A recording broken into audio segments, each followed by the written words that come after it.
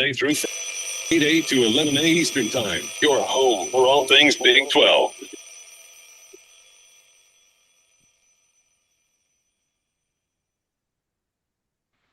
And we're off and rolling on a Thursday. Happiness is a choice. Thank you for choosing us, along with James Westling. I am Ari Temkin.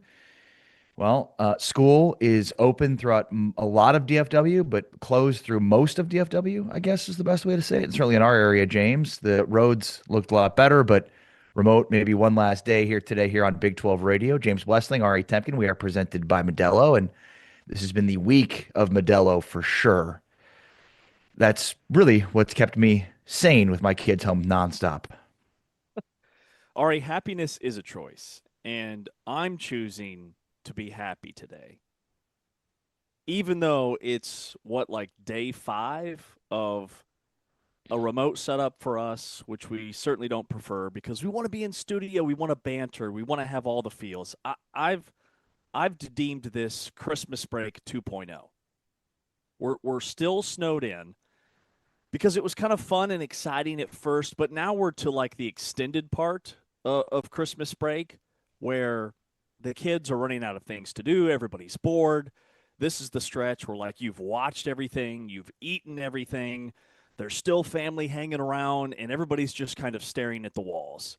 It's been a long break, but I am so excited to be back in studio. But we do what we do, and we'll do it for the next 3 hours here remote. Yeah, no doubt about that. And, it's funny because my kids at this point are pretty sick and tired of me complaining about where I grew up in the North. Where I grew up, we we would have feet and feet of snow and we wouldn't miss any school. I mean, man, have I felt like and sounded like Old Man River this week as I just complain about things here versus things in the North. And like at one point, my son looks at me, he goes, "Yeah, but we live in Dallas." You chose Like, to raise us here in Texas. right. Like I get that like, what you're all saying. It all makes sense to me, but we don't live there. We don't live there, and we actually don't care. So we're just excited to not be in school. Yeah, And, pretty much. and like you bring up a great point. Like it's to the point where everybody's annoyed by everybody. My wife works in education, so she's been home for like a week and a half now because she's remote a couple days a week, and that's just kind of how the schedule's rolled out. And she continues to say that she's thriving, but I can sense that she's starting to get a little bit annoyed by me, which I've really leaned into. I'm like, how many times can I just annoy the hell out of my wife over the next 12 hours? That's what I'm digging into because I frankly find it hilarious. Oh, you're Yeah. reading a book? Let me slap your bookmark out of your hand. How you like that? I mean, so like classic Oh annoying. yeah. Oh, like classic, as childish as I can possibly be, because Like, it's what keeps me alive. It's what yeah, keeps me going during this time. like whoopee cushion stuff here. Like practical jokes. Oh, I'm here for this. This is fantastic. Let's see how annoyed you can make her. Okay. Can we do that? Oh yeah, definitely. So I just got Snapchat. Are you on Snapchat? No, please. I'm not You 17. you a big Snapchat guy? Okay, so you're not 17. So I got it because I You are have 17. realized I've realized, yes, I'm 17 at heart, but also it's the best way to communicate with my daughter. Like she's 13, she's got the Yeah. phone, she's Snapchat heavy. It's all about streaks and sending random filters, and I can barely get the girl to text me, but now that I'm on Snapchat, I'm getting 4 and 5 snaps a day. I'm getting play-by-play of what her day's like, and it's been a game changer. But yeah, there's man, I've never felt older being back on that app. Back on it. Oh yeah, was a huge Snapchat guy. Oh, okay. I don't I mean what's the difference between Snapchat and Instagram?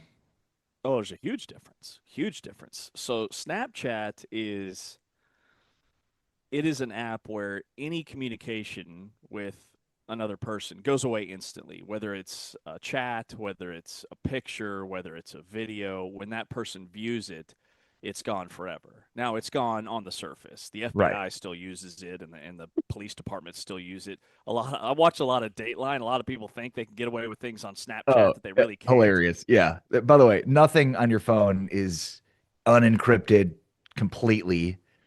I mean, it like, I mean, WhatsApp, all of these that are like, oh yeah, your chat is completely unencrypted. Like, yeah, I don't know about that. I'm pretty sure if it was subpoenaed, it would suddenly become something. Totally. Totally. And I remind my daughter of that all the time, that just because it goes away in a flash doesn't mean Doesn't that it's not buried deep in the archives somewhere, someplace, and that somebody can retrieve it. But it's really ramped up the communication. So the last couple of days have been a lot of fun, frankly, just snapping back and forth random things. She sends me cool stuff. I send stuff like watch me demelt my gate to get my vehicle out of the back. That was a real deep dive play by play of that situation. All right, we got a lot to get to today on a busy Thursday, thirsty Thursday. Get the weekend started off right because it feels like this week is never ending, and so it's a perfect day to grab some Modelo's at the store and make it a thirsty Thursday. Monumental win last night for the Iowa State women. Um, you know, James, like every team hits a streak where they're not playing great ball, but Iowa State has come out the other side of it now and just knocked off a Texas Tech Lady Red Raider team that had been, at the top of the Big 12 and now staring, at two consecutive losses. But the monumental part of this, James, was, well, Bill Fennelly became the all-time winningest coach in the Big 12, passing LSU coach Kim Mulkey, of course, who is at Baylor with 297 wins. And then how about Audie Crooks last night, eclipsed 2,000 points career-wise, becoming just the fourth Iowa State women's player to surpass 2,000 points, and she did it in just 89 games. She had 33 points and 12 rebounds last night and made all seven of her free throw attempts. Yeah, and Bill Fennelly is a guy that we're huge fans of, and this was a loud building and a loud message from Iowa State to go on the road and win by 14, their second win over a ranked opponent this season. And Bill Fennelly, he called becoming the Big 12's all-time winningest coach kind of a longevity thing versus a legacy flex, but I would disagree. Like, the guy is just a consistent winner. In women's basketball, in a sport that is so incredibly top-heavy, if you're not one of the perennial powers, it's really hard to win 20 or 25 games each and every year like they do at Iowa State. Well, I think Fennelly's argument, James, and I'm curious for your thoughts overall on this, is basically a longevity award, but Kim Mulkey won championships. And that, like, though he's had success, within the Big 12, he just hasn't, he doesn't have that. He doesn't have a national championship. Right. In which, to me, is really hard to do at a place like Iowa State. Baylor had a stretch where, number one, they have an incredible pipeline of talent right here in their backyard with being connected to Dallas and Austin and Houston. They have, in women's basketball, remember, like, the blue chip athletes are few and far between. Like, there's a very select few. It's very different than men's basketball or college football, just in terms of the recruiting pool.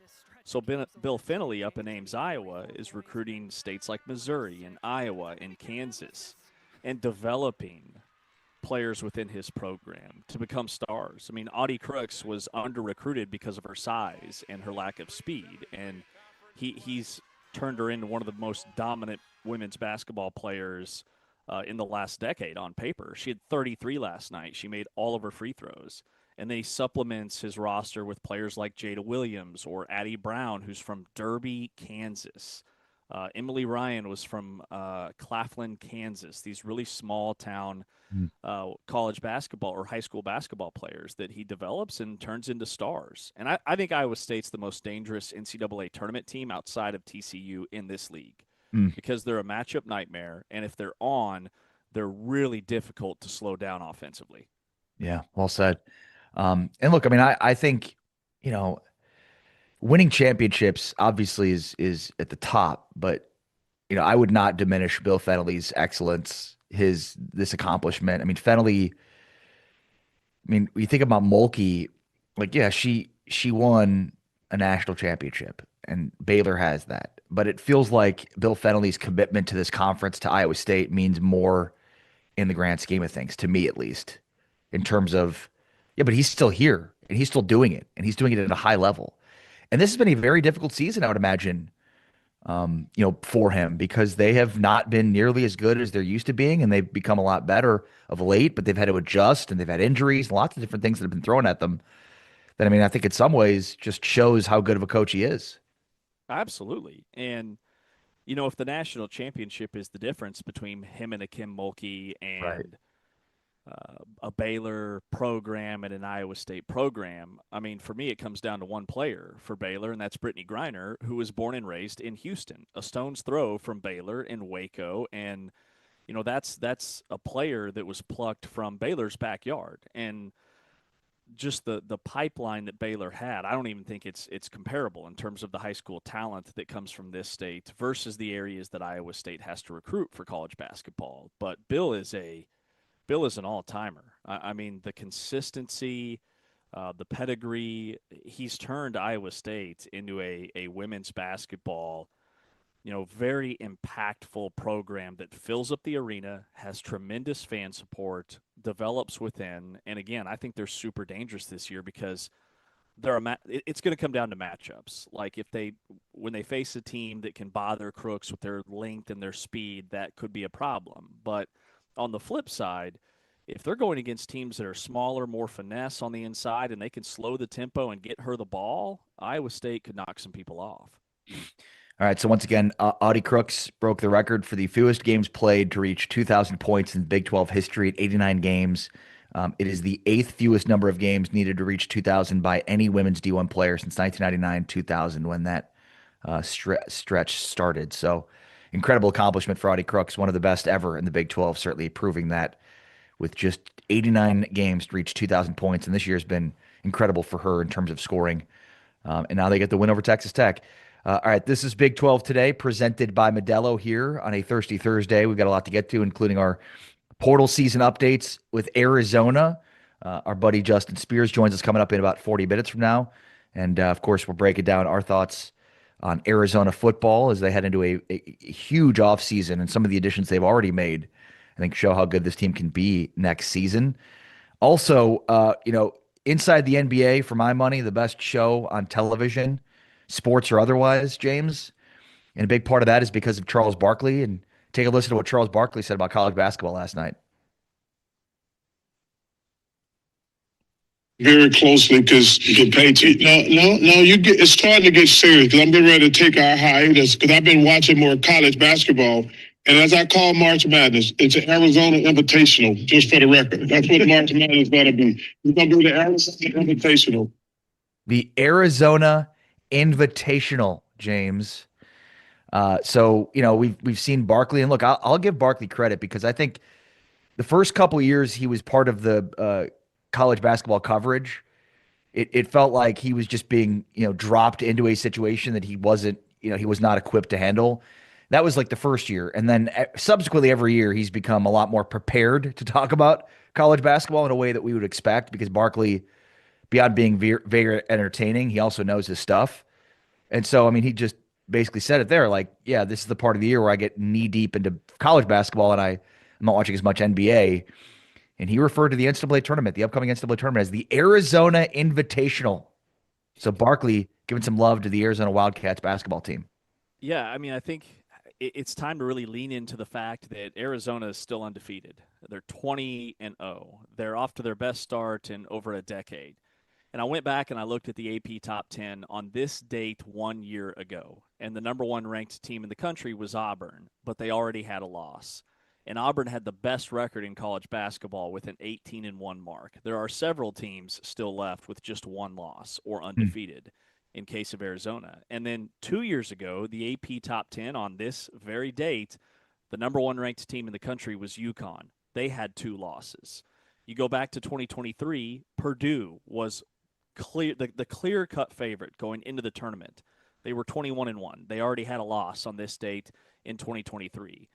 Same thing for 2022. Like the last time a team started 20-0 this deep into the season came from a Big 12 school. During COVID, it was Baylor that started 20-0 and went on to win the national championship. The teams, 21. Right. The teams that are consistently at the top of the polls this deep into a season are the teams that win national championships. By the way, side note here, the 2023 AP Top 10, this very day, Kansas State was number 7 in the country. Wow. At 18-3. It's got to make you feel good. Oh, boy, does it. How far they have fallen. But, I mean, the fact that this team is undefeated and have played the toughest schedule when it comes to non-conference play as anybody in the top 10 over the last 5 years just further magnifies how dominant they are. Yeah. This isn't a surprise. I think if you've watched college basketball this year, this isn't a surprise. Like, they are really good and at this point dominant. And, are they going to be undefeated and play this way forever? I mean, probably not. Right. I mean, everybody goes through tough stretches. Everybody does. And I expect Arizona to at some point. The problem is it's not easy to predict. Like, what are their flaws? Like, that's, I think when we had Jason Shear from Wildcat Authority on this week, I asked him that, and it's kind of like, yeah, I mean, we haven't really shown too much in terms of flaws yet. I mean, I think the one thing is, can they win when they're outside their comfort zone? And we've already kind of seen that, which is, they play inside out, and they want to slow the game down, get in the half court rebound, but they can also run and get up the floor. Like, they can play different styles. Like, that's the one thing is when you look at teams like this and think like, how can they be bested? You're trying to look for flaws. And at this point, none of them are evident. Absolutely. And I've been so impressed by the way they just dominate teams that they're supposed to beat. They don't just beat, they destroy them. And it doesn't matter if they're at home. Doesn't matter if they're on the road in a hostile environment. And then a team that's supposed to play them close, sure, the final was close, but bottom line is Arizona was clear-cut the best team on the floor when they took on BYU. I mean, they had a double-digit lead over half of that game. And remember, like, Arizona was really impressive last year in the Big 12 tournament. They made they got all the way to the championship of the Big 12 tournament. And when you watched Arizona a season ago, they were a Sweet 16 team. Like, they were a team that wasn't that far off. And this team is so much better. I mean, Caleb Love, KJ Lewis, Henry Vasar, those were the departures. Carter Bryant was their highlight blue chip freshman last year who could barely get on the floor. This year, not only do they have all those guys back like Bradley and Awaka and Del Orso and Krivas, who are so much better developing within Tommy Lloyd's system, but their freshmen are way better than anybody they had last year. Like, I would take Braden Burries and Koa Pete right now over Caleb Love in his 5th year. Caleb Love was a really good player, but these guys are like next level elite NBA type guys, where Caleb Love is in the NBA, but he was a late draft pick, and these Arizona freshmen are going to be top 10. All right, a lot to get to today, including breaking down last night's games on the hardwood. We mentioned the Iowa State women's basketball team with the monumental win and just the history of it, the historical context with Audie Crooks and Bill Fennelly. Plus, we got to get to TCU, Houston, Cincinnati with the big win over Baylor. Man, it gets deeper and deeper for the Baylor Bears basketball team. Plus, there's pretty significant college football playoff changes on the way as well. It's all coming up on the way next, though. Our portal season series continues. We go from talking Arizona basketball to talking Arizona football, a team that won 9 games last year, returns its quarterback, and has been very effective seemingly in the transfer portal. That's next. With James Westling, I'm Ari Temkin. It's Big 12 Today, presented by Modelo, heard on TuneIn, watched on Big 12 Studios.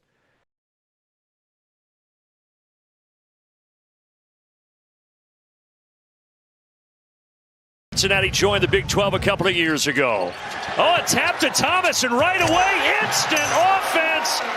Still good friends with a couple of guys on the team and the coaching staff. James, one of his former teammates, Jizzle James from downtown. Especially when you've been struggling shooting the ball that Cincinnati has. There is the former Bearcat, Dan Skillings Jr. with his first bucket. Here's one of those guys, Williams. No push off, and then he put it high off the glass over the arm of Chom. Agbim, who spent last year at Wyoming, Lines up a three, and it's a 10-0 run and a tie game. Well, that heat check right there, he found out that the heat is hot right now. But an answer finally for Cincinnati. Bob Miller with a flush. He has so much confidence. Like, he'll knock down some shots that'll look real clean and real good, and then you see the nice jump hook right there by Chong. And all four of the buckets for Skillings have been at the rim. How about Bob Miller? So tough to keep him off the offensive glass. Athleticism. Played at Providence. Yep. Rick Barnes, right? Rick Barnes, Big East championship. Rodriguez with a miss. Look who's there! Bob Miller. Taken away by Skillings Jr. And the boos rain down. They get a victory tonight. A wire-to-wire victory for Cincinnati. 67-57.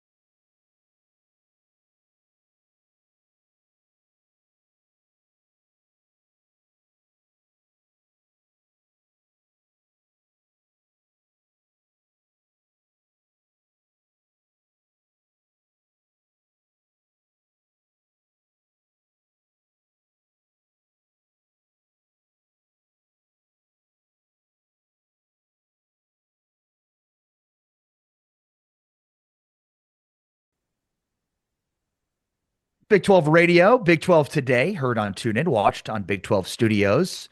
Of course, you can get us each and every day on your home for the Big 12, which is the Big 12 Conference YouTube channel, big12studios.com, to find all the platforms you could watch us. And, of course, on TuneIn, download the TuneIn app where you can get James and I each and every morning from 7 to 10 a.m. Central. And then, of course, great quality Big 12 programming across the day, including the game of the week this Saturday, BYU and Kansas, part of Big 12 Radio on TuneIn. Saturday, January 31st, 3 o'clock Central, 4 o'clock Eastern time. It'll be the ESPN College Game Day game, James, with Darren Peterson and AJ DeBonsa. So it should be a really fun one in Allen Fieldhouse.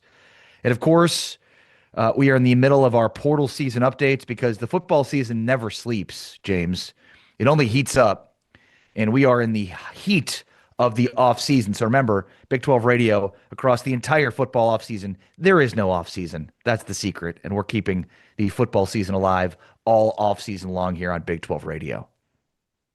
So when we look at Arizona and these Big 12 schools collectively at their portal classes, I would say there's 3 teams that are towards the top of the conference, according to all the recruiting websites out there that evaluate these players and their skill set. You know, Oklahoma State, Texas Tech, and Arizona State seem to be the consensus, like top 3 transfer portal classes. After that, to me, everybody else is kind of log jammed together. And so that's why I've enjoyed this series so much is, sure, it's a lot of speculation, but it's also deep diving these additions and trying to find the hidden gems in the Big 12. And I look at what Arizona has done, and I think they could be one of those teams that have found some dudes that very much flew under the radar. They're rated as the 11th best portal class in the Big 12, and they didn't bring a ton of guys in, about 20. But more importantly, they didn't lose a lot of guys. I mean, Brent Brennan has done a fantastic job ever since he got the job late in the recruiting cycle of retaining talent. And this will be year 3 for him, coming off a major breakthrough year. I'm really excited about Arizona football for this upcoming season, bringing Fafita back, bringing Ishmael Mahdi back. I think he still has eligibility. And then they've added a running back from Marshall who had a couple of 150-yard games this past season and was showed that he was a very capable back in the Sun Belt. And then defensively, they've added some dudes that I can get into here in just a moment. But like collectively, I'm a big fan of what they've got going on. Yeah, I mean, this is a 9-win team that returns its quarterback, who was a first-team All Big 12 quarterback. And that quarterback is in year 2 within this offense that he looked really good again in Seth Dagey. So, like, I think there's a lot to like in terms of this is a very much I don't know if dark horse seems a bit of a stretch because they shouldn't be a dark horse with 9 wins last year, but it feels like from some of the favorites preseason with Texas Tech and BYU and Utah that Arizona should very much be in that conversation. I think where you start though is with what they've done to rebuild their defense because remember, Arizona was a dominant force defensively in turnovers. I mean, the Wildcats had more takeaways, 31, than touchdowns allowed, and led the Big 12 in interceptions. They had 31 takeaways and 28 touchdowns allowed. But they lose basically all of those players, including Tradan Stukes, Genesis Smith, Dalton Johnson. I think like very underrated defensively. They had 2 first-team all-conference defensive backs that had not been done at Arizona since 1972. And they're losing arguably their best 3 defenders in Stukes, Johnson, and Genesis Smith. But they add in the portal guys that have been productive. I mean, they're adding Malcolm Hartzog, a safety from Nebraska who played 1,700 snaps at Nebraska. They're adding a safety from Northern Colorado, Cam Chapa, who had 1,495 snaps. They add UConn safety Lee Millette, who had 1,300 snaps. Tyrese Boss from Wyoming, a cornerback, 643 snaps. Zuri Watson, a cornerback from Howard, who had 11 stars at 25 and was very productive at the FCS level. They also added Dalen Austin from Oregon, who played 248 defensive snaps. So, I mean, they have really boosted in 22 portal additions, James, a ton in the secondary, including, as I mentioned, Dalen Austin from Oregon, Zuri Watson from Howard, Tyrese Boss and Dwight Boodle from Charlotte, Malcolm Hartzog from Colorado, Brandon Holmes from Fresno City College, UConn safety Lee Millette. So they have thrown a lot at the problem in terms of what they lost in the portal or what they've lost in their defense.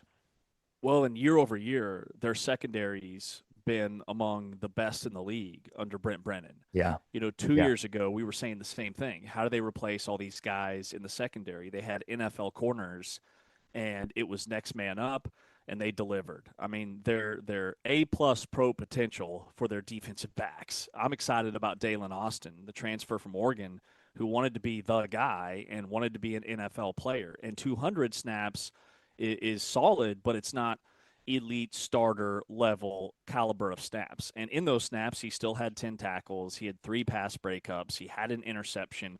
he's going to be a plug-and-play starter right away. And then the linebacker transfer from USC is a guy that could really burst out. You know, he only played about 90 snaps last year. He appeared in 9 games as a true freshman. Matai Togiai, he was a 4-star recruit out of high school. He's 6'4", like 210 pounds. He's got exceptional sideline-to-sideline speed. And then they had an edge rusher. And their defensive line, I felt like, you know, they had some injuries on the interior, and they didn't quite have the depth up front. But they've tried to fix that. They bring in a transfer from Georgetown. Yes, they play football up there in Hoya country as an FCS program.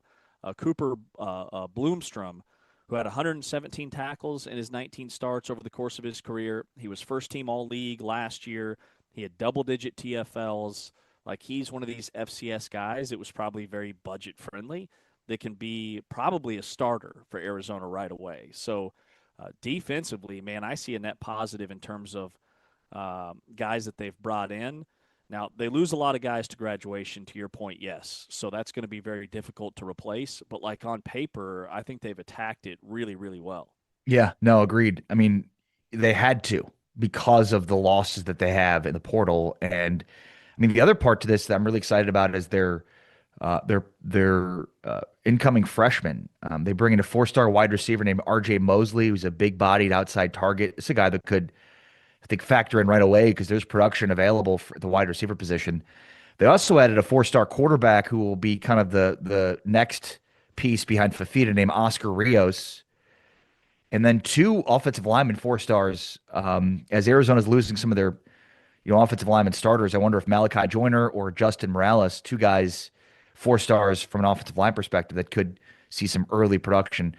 And then, we've talked a lot about some of the new players, but they do also return, their defensive captain, edge rusher, Trey Smith, who went down with a season-ending shoulder injury last year. Leroy Palu and Mays PC, both defensive linemen that went down last year. Plus defensive tackle Julian Savianaya and 6'6", 389-pound defensive tackle Zach Sualipa. So I think, we can focus a lot on what they brought in through the portal, and they brought in a ton of defense, but they also bring in guys, especially along their defensive line back. And then the one other guy I want to mention through the portal is the Cole Rusk, the tight end from Illinois they brought in, who was ranked as a 4-star portal tight end via 24/7. And I mean, this is a veteran tight end with a ton of production from Illinois. Yeah, he had 19 catches last year, almost 300 yards receiving for Illinois, and he is a massive specimen at that position. He's 6'6", 250 pounds. He'll bring a layer of physicality at that tight end position where Arizona's had really good players the last couple of years. Now, Burnett transferred out.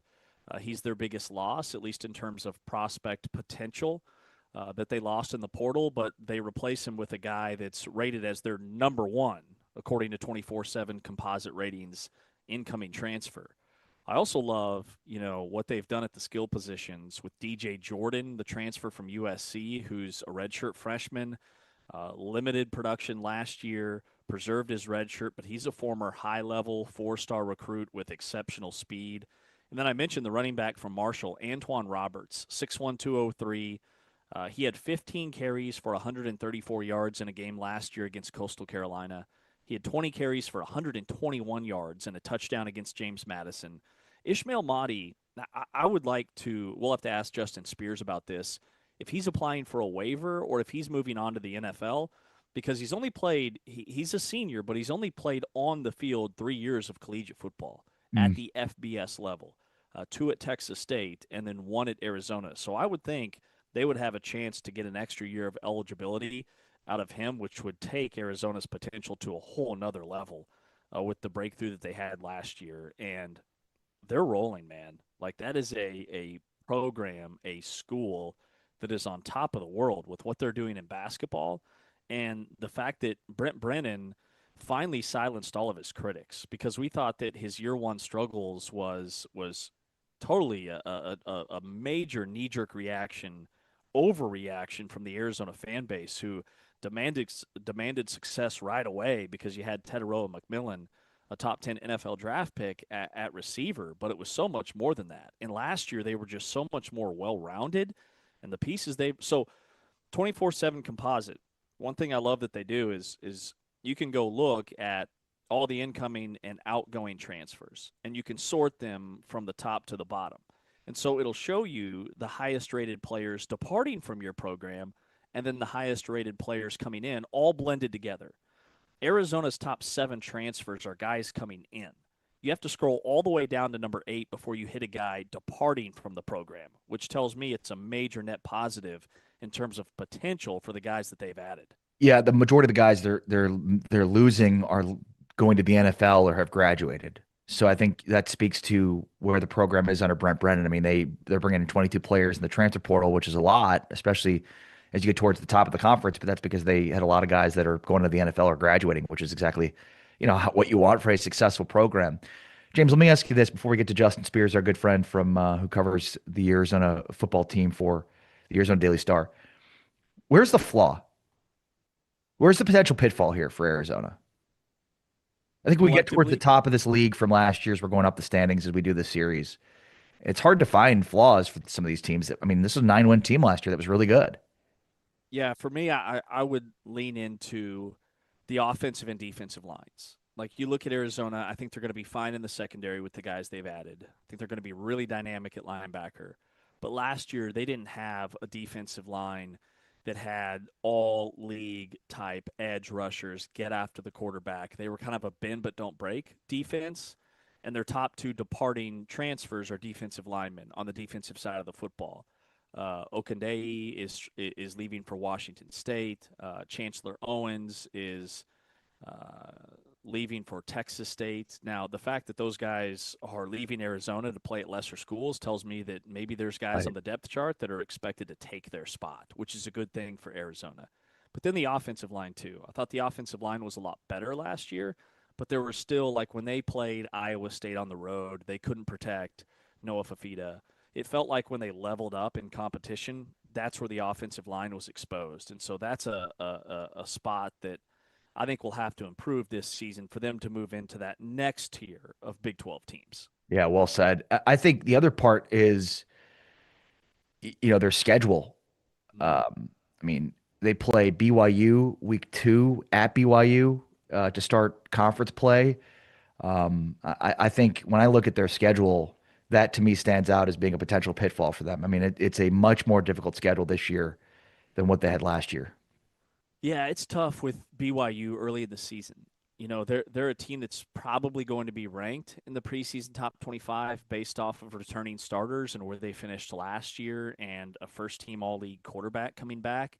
So the fact that BYU on the road is so early in the season, I think is a good thing for Arizona. And remember, they lost to BYU last year in overtime, but that was at home.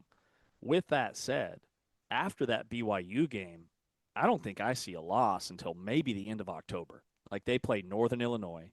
They play Washington State as their power conference, non-conference opponent. They play Cincinnati at home. They've got a long road trip at West Virginia. That could be a trap game before a bye. But they play Iowa State at home as their next game. Like, I see this team sitting at 6-1 going into the Texas Tech game on October 31st. And then after that, it's TCU at home. They get Utah at home. They get their rival, Arizona State, at home, and their road game down the stretch is at K-State. I got to say, the BYU game's tough early in the year, but I like their schedule in terms of their opponents that they get at home in Tucson. Oh, yeah, but they do play both BYU and Texas Tech on the road, right? And they get Utah. So, I mean, they're one of the rare teams that gets basically the presumptive top 3 favorites heading into the season in Utah, Tech, and BYU. I think that's, for me, maybe the difficult piece. I mean, they get the top 3, and then, I mean, if you include Arizona State, I mean, that's basically the top 4 teams from last year. So, or even TCU, K-State, Iowa State. Like, if we were to look at the standings, they're playing everybody in the top half. So it is really difficult in terms of the quality of opponents that they do have on their schedule. Yeah, but look, they have the experience, they have the players. Year 3 for Danny Gonzalez, but year 2 as the defensive coordinator. They took a huge step last year from a coordinator perspective. This was not a very flawed football team. All right, let's break it down with Justin Spears, our friend from the Arizona Daily Star, also from Spears and Ali on ESPN Radio in Tucson. With James Amari, this is Big 12 Today, presented by Modelo, heard on TuneIn and watched on Big 12 Studios.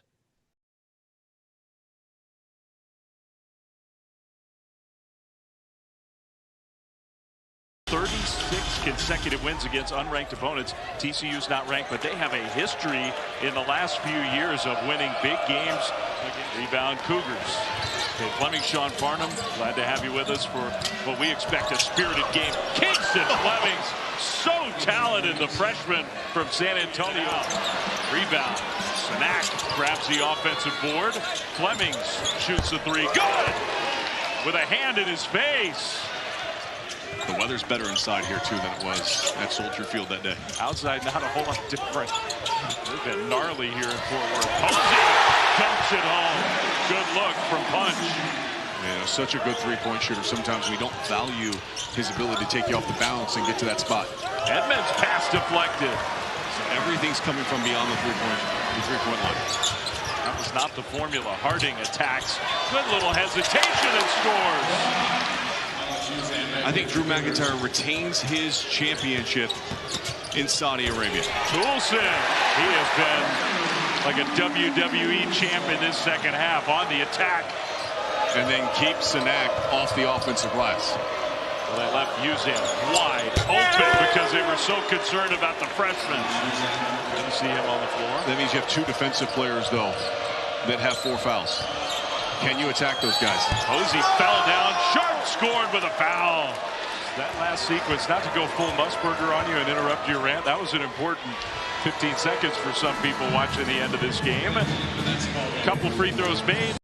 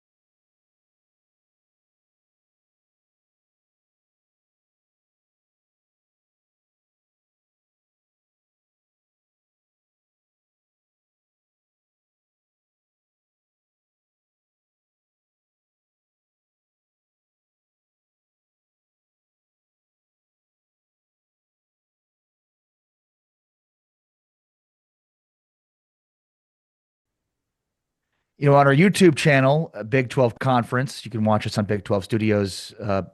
Somebody commented, thought we were talking about Arizona basketball. We talked about what's their flaw.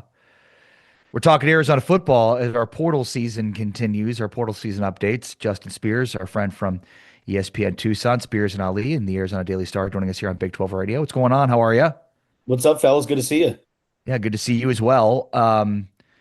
I mean, just looking at what they've done so far, Justin, I mean, I like what they've done. I mean, they've added a ton where they needed to on the, defensive side of the football where they were really good at taking the football away. They've had a ton of experience there. I mean, just give us kind of your thoughts on where this team ended up so far with the portal. I really like this class a lot. And, they addressed positions of need. They went into this offseason needing a bunch of defensive backs. That was priority number one because, not only do you lose Traydon Stukes, Genesis Smith, Dalton Johnson to the NFL, those guys combined for 6,700 snaps in their time at Arizona. Think about that. That's a lot of defensive snaps played amongst those three. Yeah. And so, losing that, you're losing the three best defenders on the team. You need to go out and you need to bolster that secondary. And, the secondary, I think, they have some young pieces that they really like, but those young pieces, really got their first experience in that Holiday Bowl against SMU, and SMU kind of exposed them a little bit early on, but they were able to fight back in that second half. But, if you look at that second half, Danny Gonzalez, the mastermind defensive coordinator that he is, he had four cornerbacks out there. He was just like, all right, we're putting four corners, we're getting our best defensive backs out there, and Arizona put up one hell of a fight in that second half. So they needed some defensive backs. And they went into the offseason and they added 8 DBs, seven from the transfer portal. And when you look at, the guys that they added in the secondary, guys like Malcolm Hartzog from Nebraska, Dalen Austin from Oregon, Lee Millette from UConn, Cam Chapa from Northern Colorado. And, you probably hear Northern Colorado and you're like, okay, why does that move the needle? Well, this guy led the Big Sky Conference in solo tackles. He was an FCS All-American and was really productive at the FCS level for the last 2 years. And if you look at, some of the guys that Arizona added last recruiting cycle in the transfer portal, they hit on a lot of really good FCS players, right? Javon Watley came in from Chattanooga. Deshaun McKnight, who was their starting defensive tackle, he comes in from UT Martin. So the lines are starting to get blurred between the FCS and the FBS level. And Cam Chapa, the guy that they got from Colorado, was really a big time player. But if you look at their Pro Football Focus stats and you really dissect what these guys bring, they bring experience and they also bring versatility, right? There are guys that can play safety, that can play slot corner, that can play boundary corner. So that kind of versatility, if they ever get into a situation like the Holiday Bowl where you got to shift some things around and move some pieces around, you would like to have some guys that have experience at multiple positions, and they certainly got some. I think probably my favorite defensive back that they added is Malcolm Hartzog from Nebraska. Not only is he the most experienced defensive back that they're bringing in, but he, played some big-time snaps for the Cornhuskers. He had that game-sealing interception in the season opener against Cincinnati at Arrowhead Stadium this past season. So I expect him to be in the mix to start for Arizona in the secondary, and I really think the big story there is all the defensive backs they added in the transfer portal. And then, you look at, the other linebacker pieces that they got. They got a kid from USC, Matai Togoai, who's a really good linebacker, a former highly touted player from the Los Angeles area. And I really love the linebackers that they've added. I mean, the defensive pieces that Danny Gonzalez has added, I think they're really going to make a strong impact for Arizona. And then one thing to note for the offensive side of the ball is, this is the first time that Seth Dagey has had his presence in the portal. When he first got to Arizona, he just inherited all the guys that they added because it was so late in the process. So he had really no say in the guys that they were bringing in. Well, this time around, he has a say. And not only him, but the tight ends coach, Josh Miller, that they brought in from Marshall, who followed Seth Dagey over to Arizona, they were able to bring in 3 tight ends this transfer portal class. And they needed to because they're losing Cameron Barmore, they're losing Sam Olson. Kean Burnett went into the transfer portal in the middle of the season. And so, they have Tyler Powell. They have, so other tight ends, but those guys have been banged up. You really don't know what you're getting out of those guys. They wanted to make sure that when they get the tight ends, they're getting some experience. But then there's also, 2 tight ends, Shane King, Arthur Band. These guys have only played 1 season of college football. So you get a Cole Rusk from Illinois who's been there and done that as a savvy veteran. And then you bring in 2 other tight ends that just have a bunch of potential. And they're hoping that they can tap into that potential. So I really like this class a lot. I know that there are probably some names that people look at and like, well, this class doesn't really move the needle. I think this class, when it's all said and done, I think is going to be very impactful. And one thing that we learned from Brent Brennan and his staff is if you give them a transfer portal cycle, they're going to make some magic. A lot of their success this past season had a big part in what they were able to do in that transfer portal a year ago.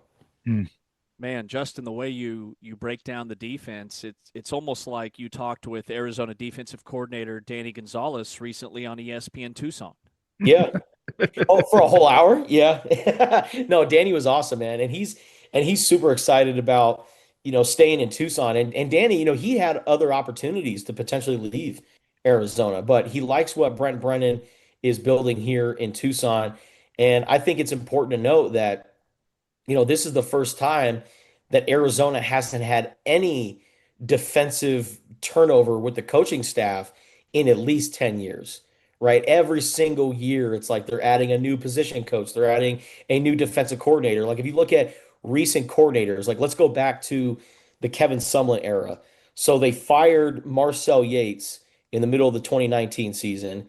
Then you get an interim defensive coordinator in Chuck Cecil to finish that year. In 2020, you have Paul Rhodes. 2021, you have Don Brown. 22, 23, you have Johnny Nansen. 24, you got Dwayne Aquina, and now you've got 25 and 26 with Danny Gonzalez. So there's been a lot of turnover with the defensive staff, and that kind of continuity, I think, is really going to benefit the Wildcats. Yeah, I mean, great, I think, breakdown of just kind of the inconsistencies with coordinators. And, it felt like in looking at this team preseason last year, with Daggy being new and Gonzalez being new, and there were so many question marks, it feels like it's just a 180 this year as we head into the same, the same offseason. It's like everything looks right for this team. I mean, we've been talking about Texas Tech, obviously at the top of the conference. I think BYU and Utah are there, but I don't see any case against Arizona being up there too.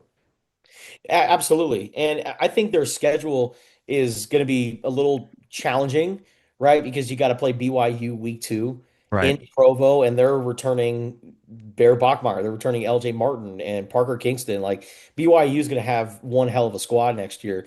And maybe that's good for Arizona to play them early in the year rather than, later in the year where there's more things on tape and they could study you more.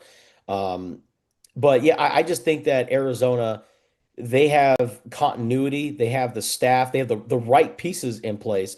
And I think, the most important thing, Ari, about Arizona being near the top of the conference is they've got the most important piece, and that is Noah Fafita. They got QB1 coming back, the greatest quarterback in Arizona football history.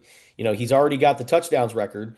Now, at some point, maybe in the fourth or the fifth game of the year, he's going to end up breaking the passing yards record as well. So he's going to statistically go down as the greatest quarterback in Arizona football history. When you think about all the ups and downs and the things that he's had to endure and overcome, I think there's no doubt that you put Noah Fafita as one of those faces of the Arizona football Mount Rushmore, and getting him to come back for another season, I think is so key. And then working with Seth Dagey for an entire year after having a whole season with him, I think is really going to take Arizona's offense to another gear. So, yeah, I mean, I'm not going to sit here and say that Arizona, Big 12 champs, book it, right? Like there's some really good teams in this conference. Right. And I think Texas Tech is reloading. They'll be right back in there. BYU is going to be another really good squad.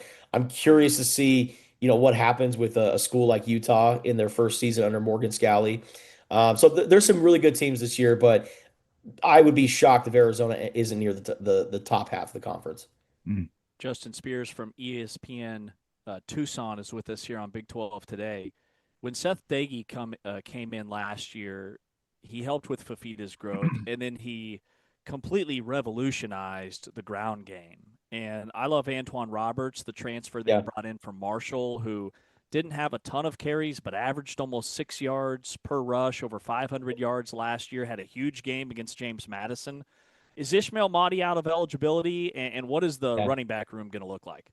Yeah, Mahdi is out of eligibility, but good news for Arizona, even though they lose their leading rusher, they're bringing back their number 2 and their number 3 leading rusher as well, in Kedrick Reesano and Quincy Craig. And Quincy showed a lot of versatility last season. I look back at that Kansas game where he had a receiving touchdown and a rushing touchdown. So I look at him to be a much more improved player. And that's another guy that comes in from the FCS level, transfer from Portland State. Kedrick Reesano had, I think it was 9 touchdowns last year, which is the most rushing touchdowns by a Wildcat since I think Zach Green in 2017. And a lot of those were red zone touchdowns as well. So he's turned into like the red zone guy.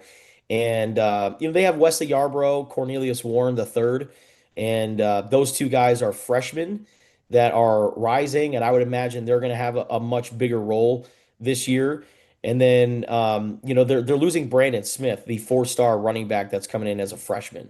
So Antoine Roberts is essentially the guy that's replacing Brandon Smith. And you're getting a guy who has played college football to replace an incoming freshman. I know Brandon Smith is a big time player and he's going to Oregon, but I mean, getting Antoine Roberts that really bolsters that running back room. And the thing that's interesting about Roberts is, he was a Seth Doege guy. He was recruited to Marshall to play for Seth Doege. Now, he didn't play for Seth Doege. He was injured for that one season that they were together, but very familiar with Seth Doege, very familiar with his system, his philosophies, and I think he'll fit in nicely. Yeah, well said. Last one for me, Justin, and that is the wide receiver position. I know there's a true freshman 4-star coming in. I know they've been active in the portal at that position. What do you expect out of the wide receiver position? That's the one where I'm a little curious. Yeah, well, they have a really good trio that's coming back in Trey Spivey, Gio Richardson, and Chris Hunter. But then they go out and they get and the thing about the guys that they added in the portal is they're not like the most experienced guys, but they have so much potential, right? Like Jordan Ross and DJ Jordan, like those guys right there were highly touted recruits coming out of high school. And, things didn't work out at their previous stops, but, they have a ton of potential. And, Seth Doege, much like with those 2 tight ends that I referenced earlier, they want to tap into that potential and they feel like they can get those guys into another gear. And yeah, I mean, I think really the guys that are returning, Gio Richardson, I mean, he is such a smart player and he is like Bobby Wade 2.0. So I think the receiver room, I think they're going to be in really good shape this upcoming season. Justin Spears from the Arizona Daily Republic and ESPN Tucson. Appreciate you very much. Take care. Thank you. See you guys. Great talking with Justin Spears and Ali. ESPN Tucson also does a great job in covering Arizona football for the Arizona Daily Republic in Tucson. All right. Along with James Westling, I am Ari Temkin. This is Big 12 Today on Big 12 Radio. And that is our series on Arizona as we continue to break down portal season updates across the Big 12, with Big 12 schools making their way into the top 4 now? Is that where we are? Are we at top 3? Top 3. We are down to Texas Tech, BYU, and Utah, huh? Yeah. Houston. Did we do Houston? Houston's next. Houston, top 4. There you go. Top 4. All right, we'll do Houston tomorrow and then getting to the top 3 into next week. But remember, football season never sleeps on Big 12 Radio. Big 12 Today presented by Modelo. On the way next, it's Let's Get It On, the segment where our producer T-Chains introduces a topic and James and I argue on either side of it. That's next. It's Big 12 Today presented by Modelo, heard on TuneIn, watched on Big 12 Studios.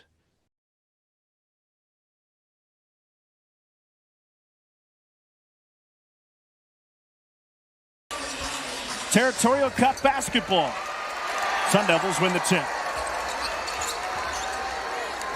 Sophomore from Charlotte. Now Washington. Abby Elliott on that pulse. Good catch and a deliver from Poa and in. Gupong, junior from San Diego, will trigger. Oh, what the reverse. Those two together in Louisville in the late 2000s and some of those fantastic Louisville teams that made those long postseason runs. Fresh basketball game nearly halfway through. Second quarter. Washington tries to find contact. She'll lay it in anyway. Washington's guarding the ball. Ball screen to free up Sugapong. A scoop layup falls down. Can't find an angle. Now a post touch for Kaihara. The spin, the floater, and the foul. Gets the miss. Amaya Williams. Corner three's no good. Brackens the follow. Offensive boards. Advantage ASU. That's Gabby Elliott. Williams on the corner. Elliott, baseline jumper. Third time's a charm. Wildcats staying in the zone. Defense.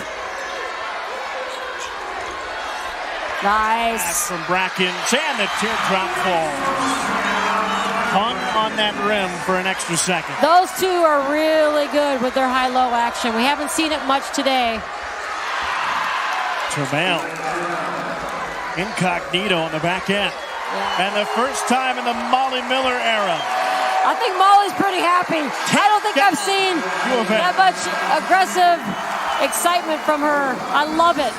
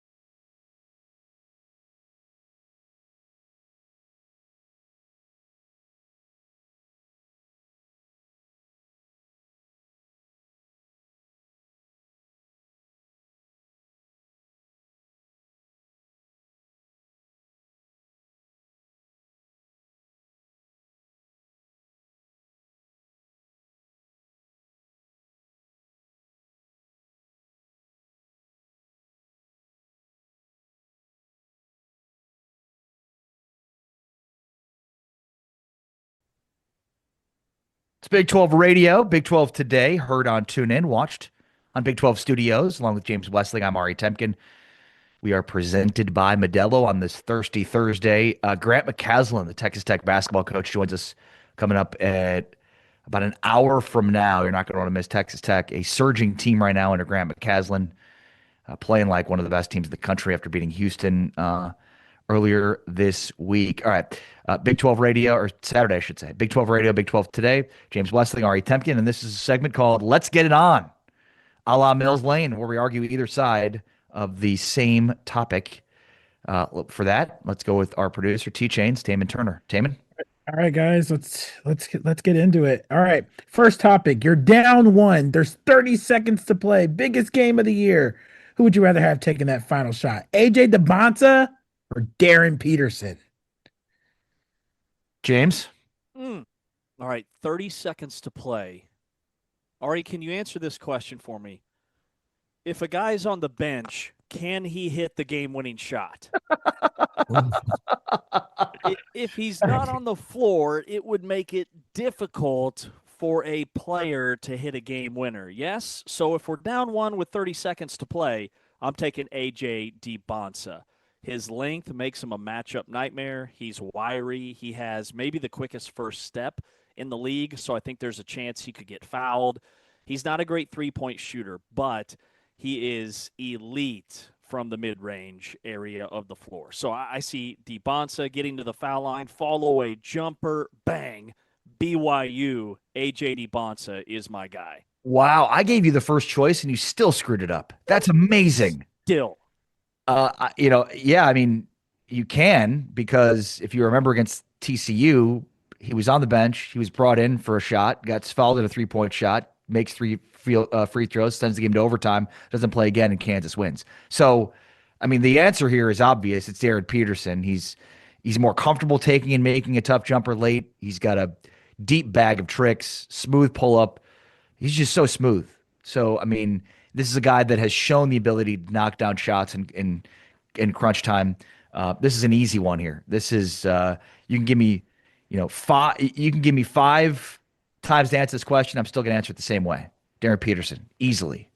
All right, now let me ask you this: down 1:30 seconds to play, which of those two guys is most likely to give the ball up if he's doubled, if he's in trouble? Because that's AJ. a tough one. That's a tough one for me to answer. Peterson doesn't get doubled. If he does, he wiggles his way out of it. He's that good. Your silence is deafening here, James. I'm trying.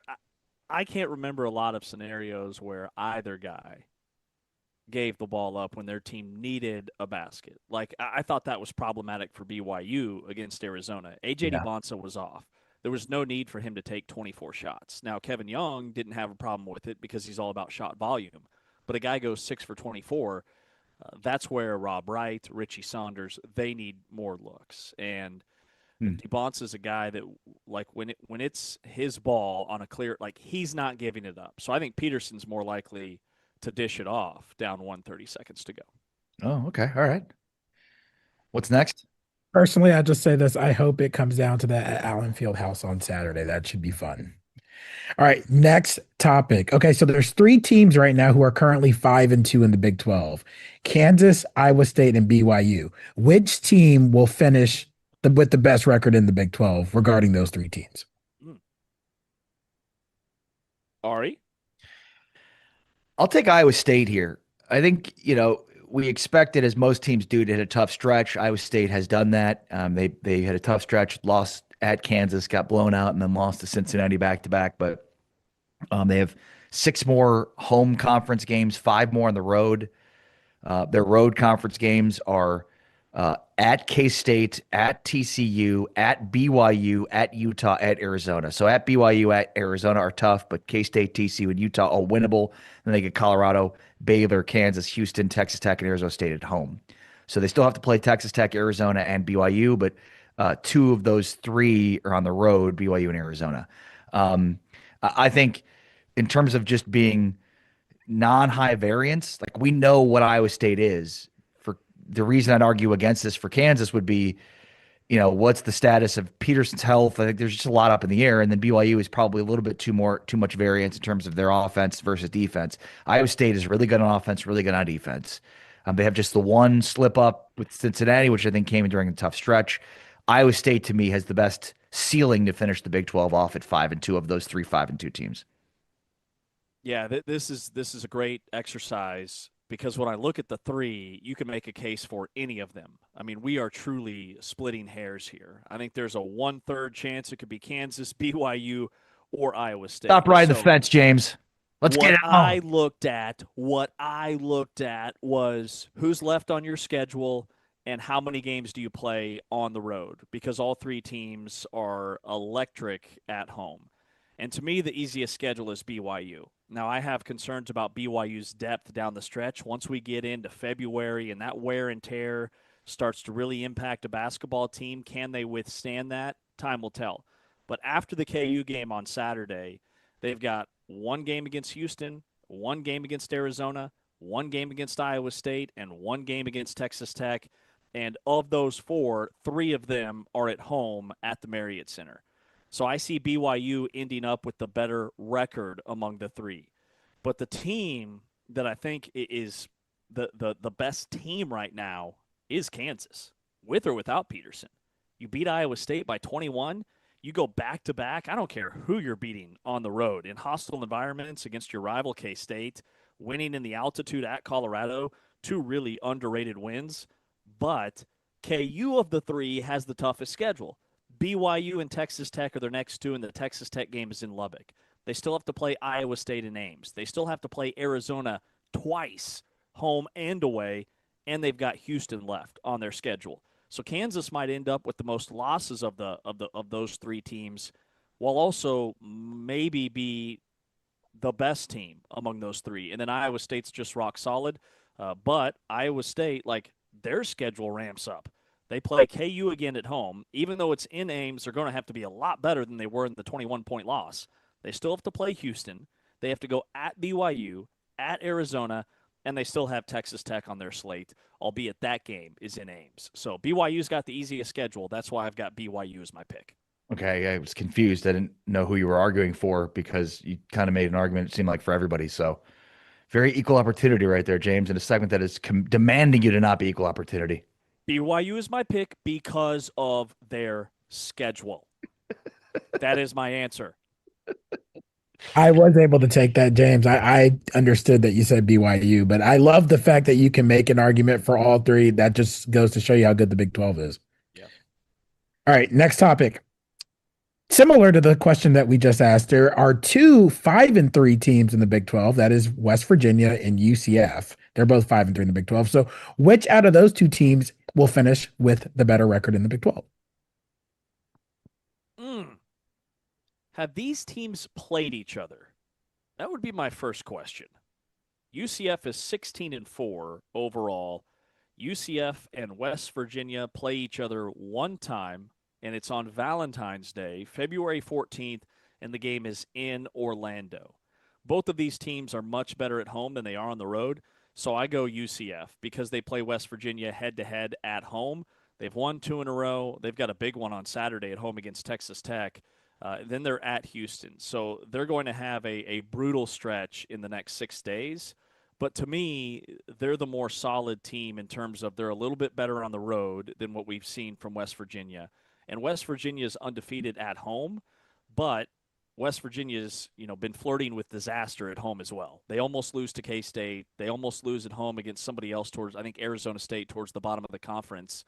So in terms of just the team that I think is on more solid footing, I lean UCF. Of these 2 teams, James, do you think either of them have already, are tournament teams as of today? UCF is definitely a tournament team as of today. Every bracketology that I've seen has them on like that 8-9 line. So that means, to me, if you're on the 8-9, you're rated higher than about 8 to 10 teams that would be at large bids in the field, anywhere from that 10 to 12 spot. So I think UCF is in a really good spot to be a tournament team. Yes. Yeah, I think though West Virginia at this point is probably on the outside looking in, when I look at the rest of their schedule, I think the obvious answer here, quite frankly, James, is West Virginia in terms of who finishes with more wins. The rest of their schedule: Baylor, Cincinnati, Texas Tech, at UCF, as you mentioned, Utah, at TCU, at Oklahoma State, BYU, Kansas State, UCF. So, and we're looking at the rest of their schedule in terms of like the top teams of the Big 12. They've already played most of them. They already played Kansas. They already played Houston. They already played Arizona. So, they're 5-3 despite having played 3 of the 5 or 6 best teams of the conference already. Texas Tech is coming up, and then they play BYU later in the year. And both of those games are at home, where West Virginia to this point is undefeated. So I look at West Virginia defensively. This is one of the best defensive teams, and I think that's what's made them so good and so tough to beat at home.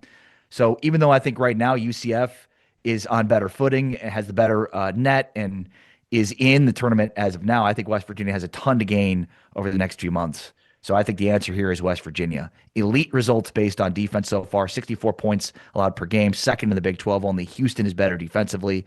So I think they could squeeze out a few road wins and get to a better record. I think West Virginia finishes in the top 6 of the league. Yeah, the only thing hurting West Virginia are those non-conference losses against Clemson, against Xavier. They lost by 9 to Wake Forest. They lost by 1 to Ohio State. So, they came into Big 12 play with 4 non-conference losses. That's the only thing holding them back from being a tournament team right now. Because when you compare what these teams have done side by side in Big 12 play, they're dead even. They haven't played each other. They both have home wins over Kansas, which is kind of carrying them right now. And they actually do play twice, both in late February. They play at UCF in Orlando on the 14th. And then the very final regular season Saturday on March 6th is the return trip in Morgantown, which could be a game that swings who's in and who's out. But I think UCF would have to really slide to not get into the field. Meanwhile, West Virginia is trying to fight their way in. Yeah, no, well said. All right, that's a little let's get it on. The biggest stories and topics across the Big 12 and argue on either side of it. One more for me, James, and I'm curious for the way you'll go with this. The Big 12 will have at least 7 NCAA tournament bids. Oh, yeah. No doubt about it. Absolutely. Because UCF would be the 7th right now. And the Big 12's in a position, I think, to have 8. If you go above 500 in Big 12 play in the number 1 conference in America, you should be in the NCAA tournament field. And I don't care if that's UCF, West Virginia, TCU, you name them. Above 500, I think, gets you in. And UCF's 5-3, West Virginia's 5-3. Like West Virginia to play 500 in league, or to be above 500, I should say, needs to win half of their Big 12 games the rest of the year. And the way they've been playing at home, I don't see any way that they don't do that. In fact, on that, here's what Bill Self said about the Big 12 this year. You know, I used to think, and I told our players this, if we're the best team in our league, we're certainly going to have a legitimate shot. The best team in our league will have a legitimate shot. To your point, if you're one of the best 4 or 5 teams in our league, you may have a legitimate shot. It's different. It's what the SEC was last year. As far as this year, you know, watching Arizona play in that atmosphere at BYU the other day, you could make a strong case. Wow. I mean, who's going to beat those guys? Then you watch Houston and Tech play, and BYU's comeback, and you know we're not quite where we need to be yet, but we flirted with it. We've shown signs, and then don't sleep on Iowa State. I mean, good gosh, Iowa State is good. We just have to catch them on a good night, but they're good. But I really think there's 6 teams. Six or 7 teams that if you get hot at the right time could do a lot of damage. The one thing about it, some of those teams have more margin for error than others. But like us, we don't have the same margin for error, let's say, that Arizona has. But on one night, on a special night, you know, is a talent there that it could kick in and everybody could play to a very, very high level. And the answer is obviously yes. It's a monster. So there's Bill Self comparing the Big 12 this year to the SEC in terms of, you know, having strength at the top, basically saying, you know, he made the case there for 4 or 5 teams that could be national championship type teams in the Big 12. And I think, James, that speaks to exactly what you're talking about. Yeah, I totally agree. Now, the thing that he noted was margin for error. So if any of these teams are hot in the NCAA tournament, they're going to win the whole thing. They're going to be Final Four caliber teams entering the field. But let's look at the margin for error. Arizona doesn't have, I mean, they've got a massive margin for error. They could foul out 3 guys because they're so deep. Houston, I kind of feel the same way with their backcourt of Flemings and Uzan, who still hasn't hit his stride, which I think is coming. And then Texas Tech, you know, they've got Anderson and Toppin. What is their margin for error if they're in foul trouble? Grant McCasland, who we're going to talk to later on the show, you know, he said all 4 of their losses, they were in foul trouble. That's ultimately what did them in. But now that they get Mosley back, that's one more piece that can kind of withstand that. And then BYU's the other team that I don't think has a lot of margin for error. They're so interesting to me because they have 3 dudes that can carry you to win the whole thing. But then they also, because they only have 3 dudes right now that's scoring the basketball, if they get in some foul trouble or one of the 3 is off like we saw against Arizona, they could be in some trouble. I don't think they have a huge margin for error. So that's a really great breakdown from Bill Self. All right, that's James Wesley. I'm Ari Tepkin. This is Big 12 Today, Big 12 Radio, heard on TuneIn, watched on Big 12 Studios. On the way next, we take a look at what we saw last night with Houston over TCU and Cincinnati sending Baylor to a 1-7 conference record. Plus, we hear what the coaches have to say, and Melvin Council on being compared to Tyshawn Taylor. That's all coming up next. It's Big 12 Radio, presented by Modelo, heard on TuneIn, watched on Big 12 Studios.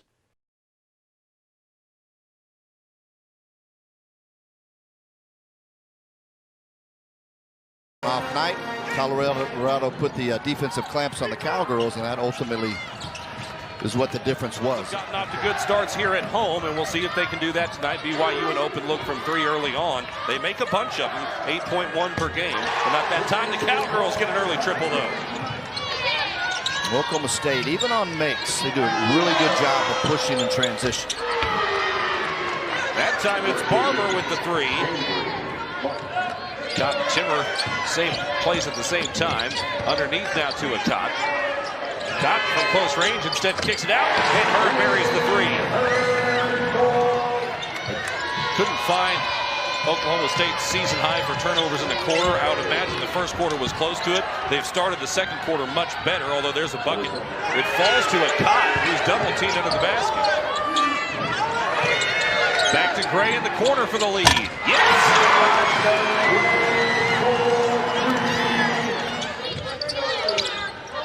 Back to the basket now. Flings it up. Oh, to England from Staley Hurd. Good pressure right there from Hamlin. Hamlin on the drive. Scoops it off glass and in. Has a lap. After 20 in the first alone, there's a turnover. Hurd leaves it off. Gray with the easy 2. Really good opponent holding the 67. You're doing something right. But in terms of Oklahoma State, Adam, how you win games at this level in this league is defense, rebounding, and toughness.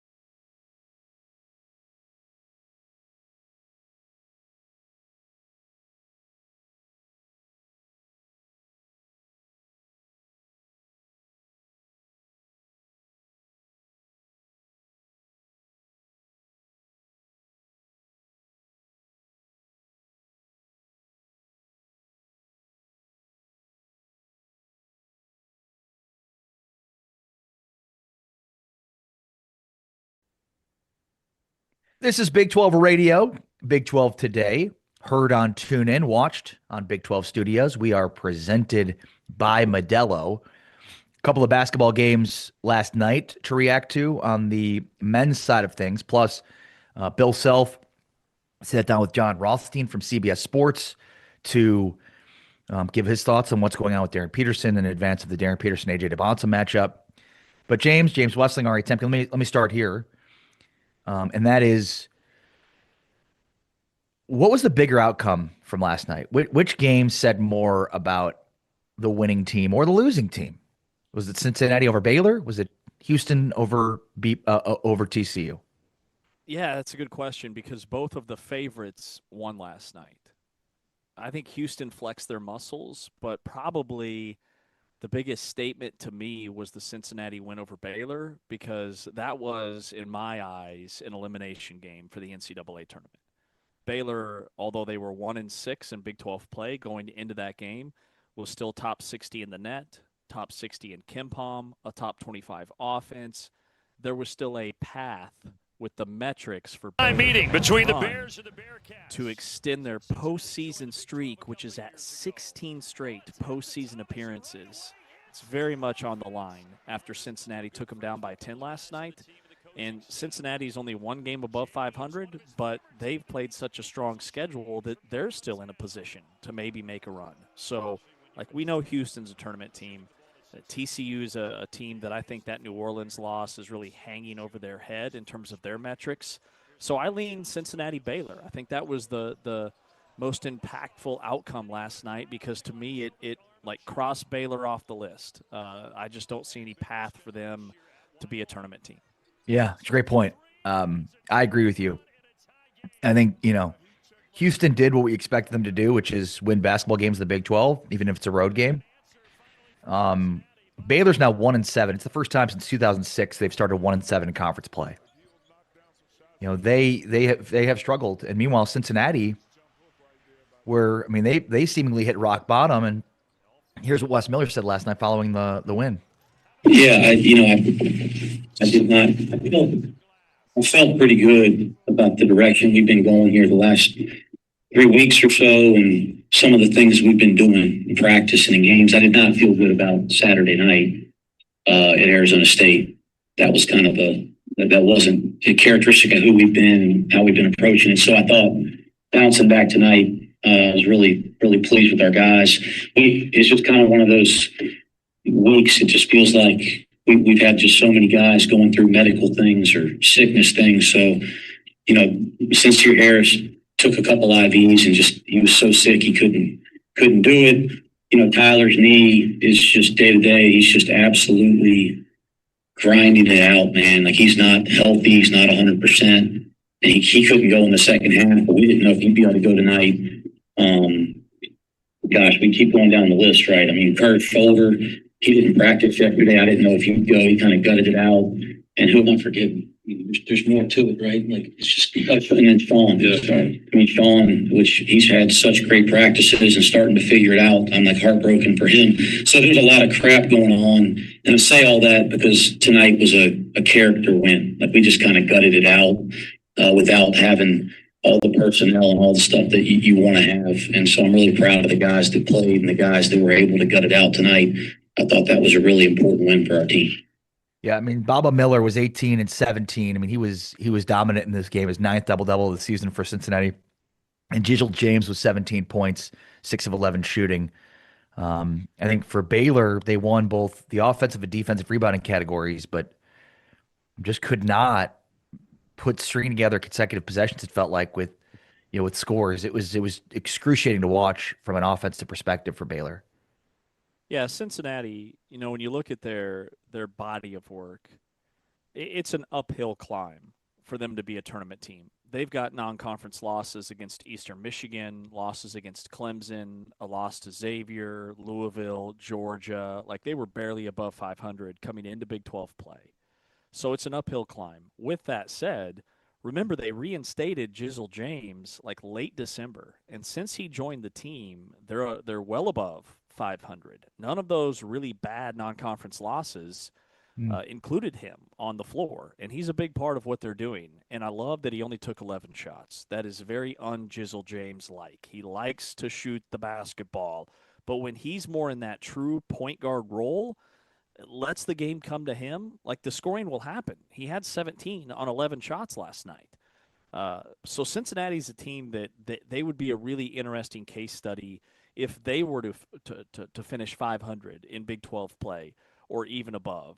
And their inside game is there with Chom and Baba Miller, maybe the most underrated front line in the Big 12 with the way they score, rebound, block shots. So they're dangerous and they continue to fight, but they've continued to fight the last 3 seasons and have come up just short in February to being a tournament team. And that right now is playing out in the same way.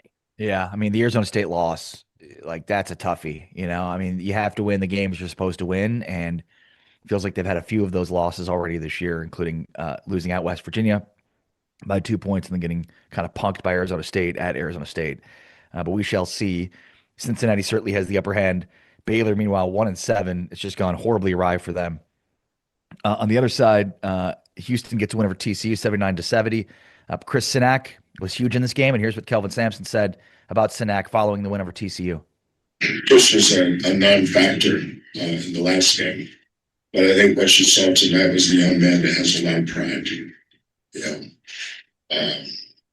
And we've won a lot of games around here over the years. But when you lose one, it's amazing the arrows that you receive. But you're not going to win them all, right? I mean, I think in the last 2 years, our record is, what is it? Overall. 53-7, 6, 7, something like that. So, yeah, we lose games. But I was proud of the way our guys responded in a tough environment. Touch goes 5 for 5 the first half. Edmonds kid, both those guys are good players. One went 7 for 11, one went 7 for 10. But Jimmy did a great job by having them play in the middle of the floor. You can't double in the middle of the floor. And they're good enough to play one-on-one. So it took away one of our strengths. And it made some tough shots. But, holding them to 7 offensive rebounds was a big deal. We scored off turnovers was good, but the little kid was Hardy. He doesn't turn it over. And he's smart. He's tough. I like him. But TCU's got a good team. So part of our guys fight tonight. Thought we stayed really organized when we needed to and finished the game. All right, there's Kelvin Sampson reacting to Houston's win. I mean, this was very much a Houston win in terms of just what they were doing on defense.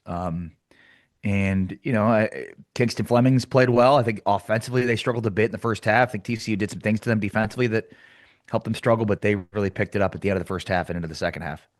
Yeah, I mean, that 12-0 run early in the game to lead by 13 at halftime, and TCU, and it's not just TCU. Like a lot of opponents, when they play Houston, they have a second-half push where they get it close enough to make them believe that maybe they can get over that mountain, which is the Houston Cougars defense, and TCU trimmed it down to a 2-point deficit.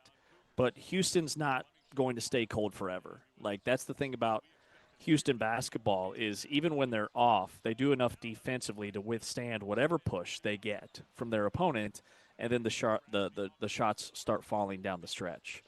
One thing to circle back on with Baylor, right? So Baylor's 1-7 in Big 12 play.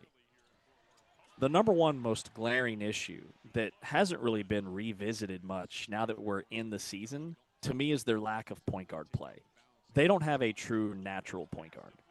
Their point guard was supposed to be Rob Wright, who played at Baylor last year and is at BYU. The transfer portal window has changed in college basketball. So if you look at the transfer portal window for this season, it's actually going to start after the national championship game. Won't that be nice? But last year, the portal opened on March 24th. Rob Wright signed with BYU on April 10th, almost 3 weeks after the portal had opened. Well, and as we know, had agreed to terms allegedly via Baylor before leaving. So to echo your point, Rob Wright really put them in a bad spot, right? Because he had agreed to re-sign there, and then behind the scenes is working on a deal with BYU. Meanwhile, Baylor thought they were good at point guard. And I give Scott Drew a ton of credit because he hasn't complained about the process. He hasn't moaned about his roster. He hasn't talked about these what-if scenarios. He's just saying that we are working to get better night in and night out. Yeah. That is a huge missing piece from Baylor's roster that was supposed to be there. Yeah. Baylor had built their basketball team around Rob Wright. They had inked everybody that's playing for them now. It was a done deal. Rob Wright leaving Baylor killed that program, at least for this season. If Rob Wright was the point guard at Baylor, they'd be a top 10 team. Like they are super talented with Yesufu and Agbim and Carr. They've got two guys that are supposed to be first-round NBA draft picks on this team, but they don't have a natural point guard that can facilitate. That's what Rob Wright is, and he's playing at BYU. Yeah, well said. Great point, James. I think that really hampered, their ability, obviously not having a point guard, but then not only that, but not really being able to, in the portal, go and find a point guard after losing the one guy that was supposed to return from Baylor's team from last year. Bill Self visited with John Rothstein from CBS. We'll hear what he had to say about BYU and the NCAA tournament, and then Darren Peterson as well. All those coming up on the way next, though. Talia Goodman, National Women's College Basketball and recruiting reporter for On3 Sports, joins us, plus Grant McCasland in 20 minutes from now. It's all on the way here. Big 12 Radio, presented by Modelo, heard on TuneIn, watched on Big 12 Studios.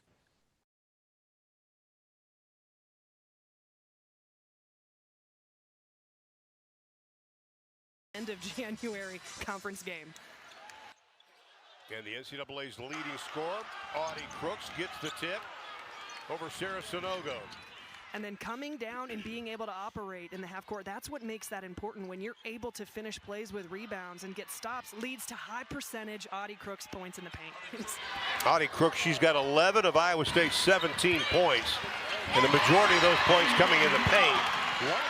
Malone out front, Crooks comes out to meet her. Here's Love. Stops off the glass, and she gets the roll. They know she needs to get going shooting the basketball. Love, as you mentioned, what a game she has coming off the bench. She's got a dozen. Coach is saying when she slows down and gets her feet set, can't stop her. Sonogo with a rejection. Her second. Crooks, count the basket and a foul. That is so tough. And I mean, I understand. Texas Tech, great job by Sonogo. Here is Fritz. She's got 8. Iowa State on a 6-0 run over the last 30 seconds. Collins tries to stop it and does. And that's their bread and butter. Their defense leads to their offense. Sydney Harris off balance. That's pretty. She goes to double figures with 10. Made for TV here during this stretch of games, the last few games. I mean, 44 points and then coming off sick. Is that going to be counted as an assist? In Texas Tech, they're going to fall to 20-3, 7-3.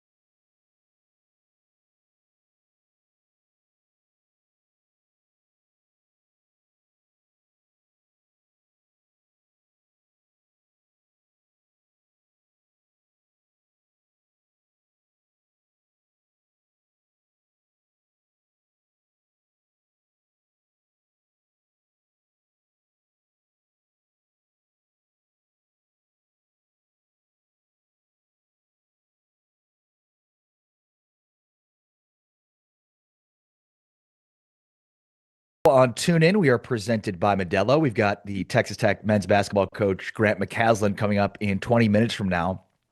They're on quite a good stretch here. Let's talk now with Talia Goodman, our friend from On3 Sports, who covers women's college basketball and recruiting for On3. What's going on, Talia? How are you? I'm good. How are you guys doing? Doing very well, thank you. Always appreciate your time and your insight. Let's start with the historic last night for Iowa State. Bill Fennelly becomes the winningest coach in Big 12 history, and Audie Crooks becomes the fastest player in the history of Big 12 women's basketball to reach 2,000 points, and just the 8th fastest in college basketball at large. Just impressive last night for both of them. Yeah, and along with that, you get a really big win over a ranked Texas Tech team after you'd kind of been struggling with some injury trouble. So that was like important in more ways than one for them. But definitely a good win to help get their confidence back up. And obviously, Bill Fennelly has done such a phenomenal job there over the years, and he's humble about it, but he's done a really great job there. Yeah, his comments were basically like, "Well, I passed Kim Mulkey, but Kim's the standard."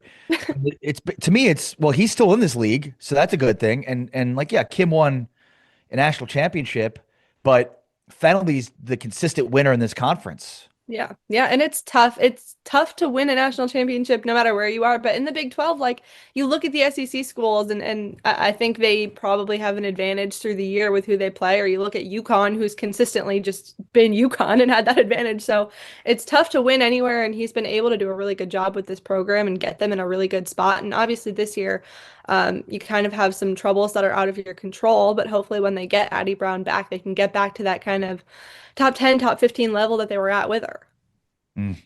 Talia, with that Iowa State 14-point win on the road, Texas Tech has lost 3 Big 12 games now, and they're still 7-3 in their last 10, but they've kind of come back down to earth a little bit. Did that game say more about Iowa State or more about Texas Tech to you? Well, I think Iowa State wanted it more. I think Texas Tech kind of let go of the reins a little bit these last couple weeks. But I also think, and I think we talked about this last time I was on here, I think Texas Tech got a little bit lucky with a lot of their schedule with non-conference play. They scheduled the right teams good enough to make them look good, but teams they knew they could beat for the most part. And then in conference play, you beat a Baylor team without their best player, which makes you look really good. But I wasn't fully sold on them yet. Like there's a lot of teams in the country that still it's almost February, and I'm like, I don't really know what to make of you yet, and Texas Tech is one of them. Yeah, I mean, the Big 12, I think before the season started, we thought this could be a top-heavy league. There could be potential national championship contenders. So far, it looks like a league of parity, Talia. Yeah, no, it absolutely is. And I think TCU probably is still, atop that list right now in terms of teams I think have the chance to go the furthest. But there are teams like Utah that are kind of sneaking their way into tournament, contention. And I think they can maybe do some damage when they have a good shooting night, right? So there's a lot of parity in this league. You look at West Virginia, who has had a little bit of a turbulent season so far. You look even at an Arizona State, who has looked really good in moments and then, barely beat their rival Arizona last night. It's a really, really interesting league. And that's why I think it's so fun to watch. Yeah. Not that they were ever really completely off the map, but is Baylor women's basketball officially back? They're 8-1 in Big 12 play. They're 19-3. They've won 8 in a row, and they're just on a heater. I think they're back. I mean, I think they still have some games that will certainly test them. And so I think they have some things to prove. You don't want to go through the season, winning the games you've won and then kind of fall apart now. But up to now, I think they've had a really, really good season, and I've been really impressed with what they've done. And kind of the personnel they've been able to get, the choices they've made. They have a new, mid-season addition coming in, a 6'5" player that appeared on the roster the other day. And so I think, they're adjusting and adapting in this, kind of weird time in women's basketball we're seeing. And so with Talia Scott and everyone they were able to bring back, it's been a really good year. Yeah. So on that front, let's discuss. So, I mean, what's happening with Tess Heel right now at K-State? What's happening in men's basketball with Charles Bediako? Can you just kind of help us understand some of the decision-making with the NCAA? Why is Tess Heel not available to play? I wish I could. I wish I was in the NCAA's mind because I do not understand this one at all. Tess Heel signs a pro contract, which is not allowed per NCAA rules, but she signs it to play after she's graduated, right? Like she's not playing now. And yes, maybe the timing, like she probably shouldn't have actually signed the contract now. It's usually just a verbal agreement, but I just think it's absolutely ridiculous that you're making her set for trying to play professionally in her home, country after she's done with college basketball, and yet you're seeing some of the things that happen on the men's side that are so in the grand scheme of things so much drastically worse than that. It really baffles me, like the decision making there. Yeah, is she out of eligibility collegiately? Yeah, she's done after this year. I believe she's out of eligibility, but I know like this is her senior year. She's going back home. She's done. It makes absolutely zero sense. None. Why a player can't plan for their future. Right. Well, especially with the Bediako thing going on now. Talia, do you think it's just as simple as like K-State doesn't have the resources to go and take this to court in the same way that Alabama men's basketball does? Yeah, maybe. I mean, that might be part of it. I think, if you're Alabama, you're probably a little bit more motivated to go. Obviously, with the way their season's looking too, you want someone like that kind of ups your potential. Where Kansas State has been interesting. They've had good games, they've had bad games. I don't see them, going far this year. But regardless, this is a player that you want on the court for the rest of the season. And yeah, I mean, I don't know exactly what goes into it to get her back. I think it's just something you have to figure out with the NCAA. And it sounds like they're fairly confident they'll get her back this season.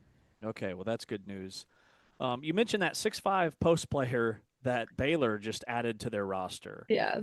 She's apparently a transfer from NC State who was suspended by NC State, and now she's on the Baylor roster. Texas Tech added a 7-footer on their roster midseason. Where do we stand with all that? And are these players going to be eligible to play this year, or what does that look like? So Baylor's situation is a little bit different because, and we saw this actually with the player who transferred from Vanderbilt to NC State this past offseason after the portal had already closed. So we were like, how is this going to work, right? She never officially entered the transfer portal. But when you get dismissed or suspended from a school, you can essentially transfer as a normal student to a different school and then, sign as a walk-on to wherever you're going and be able to play that way. It's a weird workaround. I think we're going to be seeing more of it, which I think is dangerous because what's the point of the transfer portal then? You're just going to ask to get dismissed from a team and then transfer somewhere else. But, benefits Baylor here. Yeah, well said. Just curious, kind of big picture, your thoughts on women's college basketball this season. Are we going to see any parity, or do you think that the strength at the top will cut down the nets? I think the strength at the top of the nets. I think outside of that, there is way more parity this year. You look after that top 5, top 6, and I think, anyone can beat anyone any day of the week. You look at the top 4, or even, just the top 2 right now, UCLA and UConn. I'm not sure anyone can beat UConn this year. I'm just not. I think they have the best shot of it if they can get I think matchups obviously play a role and people can have bad days, but I think the parity right now is coming from top 10 and below for the most part. Like there is no saying what could happen on any given day, and you look above that and those are the programs that kind of we're traditionally seeing there and have kind of kept it up this year. Talia Goodman from On3 joins us, covers women's college basketball at the highest level. Talia, who are some of your top transfer performances of the week? Oh, of the week. I gotta think on that. Oh, I don't have that next to me. I usually do. I ask because I see an Iowa State Cyclone on the cover of your article. You see Jada? Yeah, Jada was on there. Yes, Jada was on there last week. I'm thinking this week now. I'm so proud last week. Okay, but yes, Jada last week. Phenomenal. And always really, really fun to watch. And yes, she was on the cover of it this week, or for last week. She had that 40-point performance, which is obviously big time to beat Cincinnati, who they had lost to, which was their worst loss of the year. And so Jada's been a really, really impressive hole that they needed to fill, right, this year at point guard. And so I think between Audie, hopefully you get Addie Brown back, some point this month. She's been a really, really good addition for them. What do you make Arizona State? They had another big win last night. Molly Miller has really stepped in and done a phenomenal job year one after having, not a great program for Arizona State women's basketball. What's your read on Arizona State? Is that a tournament team? I think it's a bubble team right now. I think right now they're on the right side of the bubble, I would say. But I think anything can kind of happen here. But regardless, like being on the bubble is such a win for Molly Miller in year one at Arizona State. I know she has such high expectations that I'm sure she does not see it that way, but it is. It is such a win to get Arizona State just back in the conversation with what they were the last few years. And what she's been able to do with fan engagement and getting fans in the building has been one of the most impressive parts for me. Like that's a program I wasn't seeing, Arizona State on my social media every day before this year, and they're all over the place with what she's doing. Talking with Talia Goodman here on Big 12 Today on Big 12 Radio. When you look at Utah picked up a quality win over West Virginia, like who are some of these teams maybe outside of a Baylor, outside of a TCU, that you kind of have your eye on, with Oklahoma State getting a win over BYU last night? Micah Gray goes off. Like, who are the teams that are trending up in the Big 12? Yeah, I mean, I think Oklahoma State is staying a little bit steady for me right now after the loss to Colorado a few days ago. They've been an interesting team this year, and I saw them early in the year and thought Colorado had the potential to be more surprising, but not sure if that's still the case at this point. I think Utah is the one. Utah is the one that stands out in my mind with what they've been able to do. Obviously, they rely really heavily on the three, but when it hits, like they're probably not losing that game. So I've been impressed with them. I've been impressed with BYU under their first year head coach, like we just talked about with Molly. I think he's done a really fantastic job for what was expected of BYU, and has some star power there, and a freshman who's really stepping up. So yeah, I think the two schools in Utah right now are the ones for me that I'm kind of looking at, like to trend up and make a case for themselves. Talia Goodman on three. Talia, thanks so much for your time as always. Be well. Appreciate you. Thank you. Yeah, thanks for having me. All right, there's Talia Goodman joining us. Does a great job in covering women's college basketball, both as a recruiting reporter, transfer portal reporter, as well as just the sport at large. And yeah, it's been sort of an interesting year for the Big 12. I'm not sure it's as good at the top as was expected, but it's a fun, entertaining league for sure. And I mean, you look ahead, she just mentioned the two teams in Utah she's looking out for. Well, they play Saturday, Utah and BYU in Provo. And then, into Sunday, TCU, Texas Tech. I mean, this is a huge weekend in Big 12 hoops, because you get TCU, Texas Tech, arguably the two best teams in the conference. You get West Virginia, Baylor. Basically, those are the top four teams all playing each other, and then the Battle of Utah with Utah and BYU. Right. And like when you look at the league this year, there's still 4 teams ranked in the top 25. The league has 12 teams ranked in the top 65 of the net rankings, but there's no like dominant top 5, top 10 program right now, because TCU has a couple of losses. Baylor has 3 regular season losses. So your highest ranked team in the net is TCU at number 11. Your highest ranked team in the AP is, let's see, Baylor's number 12, Baylor's number 14, I should say. TCU's number 12. So the teams at the top just aren't quite at the level that Haley Van Lith and Prince Sedona, or Sedona Prince, I should say, were playing last year for TCU. But I still think with Olivia Miles at TCU, with Talia Scott at Baylor, tremendous guard play that can carry you in March. Those are two teams that could go just as deep as the Big 12 went last season. So, like, collectively, top to bottom, you can make a case the league is stronger this year. It just doesn't have, like, that one alpha like we did last year with TCU. Yeah, well said. And maybe it does, just hasn't shown it yet. And at least from a dominance perspective, TCU is 7-1 in the Big 12. Baylor's 8-1. So those are your 2 one-loss teams in the Big 12 at the top. And, we'll see how the rest of the season shakes out. But this is a huge weekend for women's college basketball in the Big 12, with Baylor, West Virginia, TCU, Texas Tech both on Sunday, and then Utah and BYU on Saturday night in Provo, or Saturday afternoon in Provo, I should say. Big 12 Radio. This is Big 12 Today. A lot to get to in the final hour of the show, including Bill Self sitting down with John Rothstein and what he had to say about his future. On the way next, though, let's talk with the head basketball coach of Texas Tech, one of the best. Grant McCasland joins us with James Westling. I am Ari Temkin. This is Big 12 Today. We are presented by Modelo. We are heard on TuneIn and watched on Big 12 Studios. Grant McCasland is next. Here are the top plays from this week's Player of the Week.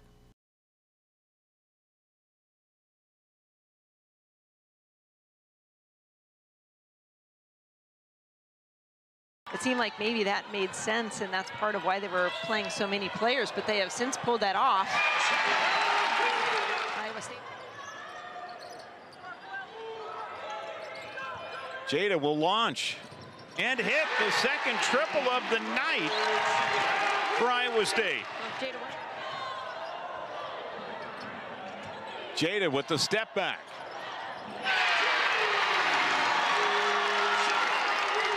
Defense we saw very early in the game. Williams will try to get the answer and does.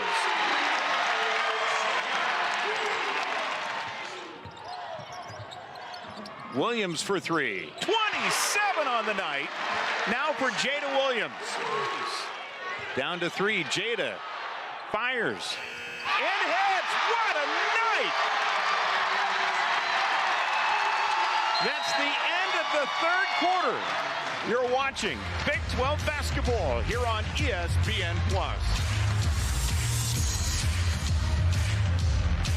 With Audie Crooks, you can't just let her come do whatever she wants to do. You've got to have some contact with her. Oh, losing everybody. Layup is good. Williams with the bucket. Just controlling the tempo in this game early. This is what she does best. You see the defender, Cornfield, she gets her on her heels.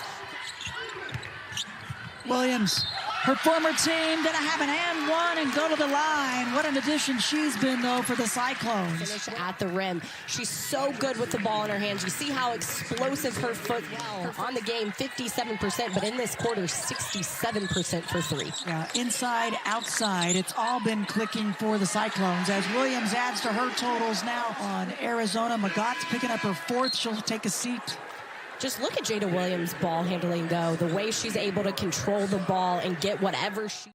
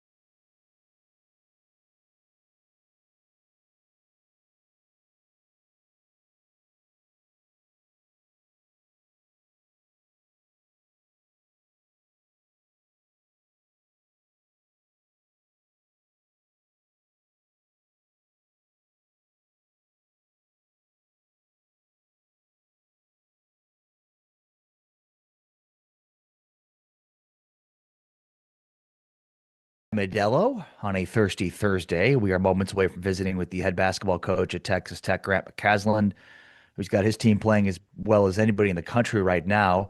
16-4, 5 straight wins for Texas Tech now, and 8 of their last 9, which includes wins over Duke, BYU, and Houston in that stretch. So, I mean, not many teams have beaten Duke, BYU, or Houston this year. Texas Tech has wins over those 3 in 8 of their last 9. This team's rolling right now, James. Yeah, when this team's not in foul trouble, they've shown that they're pretty much unbeatable. Like the Colorado game on January 10th, which was almost 3 weeks ago. That's where this winning streak began. And they got out of Boulder by the skin of their teeth because of foul trouble. when this team is on the floor, they are unstoppable. They have just been rolling, and the offensive production continues to climb. Defensively, it's night and day from where they were back in November. They are rolling. All right. Speaking of, Grant McCasland joining us here on Big 12 Radio. Winners in 5 straight, 8 of their last 9. Coach, how are you? Good to see you. Great, fellas. Good to see y'all. What a treat. Yeah, appreciate this very much so for us as well. All right. Is there like a target in terms of 3-point makes per game for you guys? Is it like we're looking for 10 per game? What does that look like for you? Ari, I love it, man. Just right to it, man. Don't even like how many 3-point makes is there, and what's the number? It was either that, Grant, or Chance McMillan's text. So I figured, let's start with the 3-point shooting. Oh man, James can tell you. He's been around us. He's watched all this. He's in the trenches on it. There's not a number that we're shooting for. I mean, with this is an efficiency game. It's not like a match the numbers game. I mean, I think we go into games knowing what the range and what it is, but I think you can take last year's NCAA tournament as kind of a picture of what it really needs to be. So we played UNC Wilmington in the first round, and they doubled JT literally every time, and they came with the same double. And so we shot the most threes in the history of the tournament and made the most threes, and one guy did, and that was without Chance McMillan, ironically.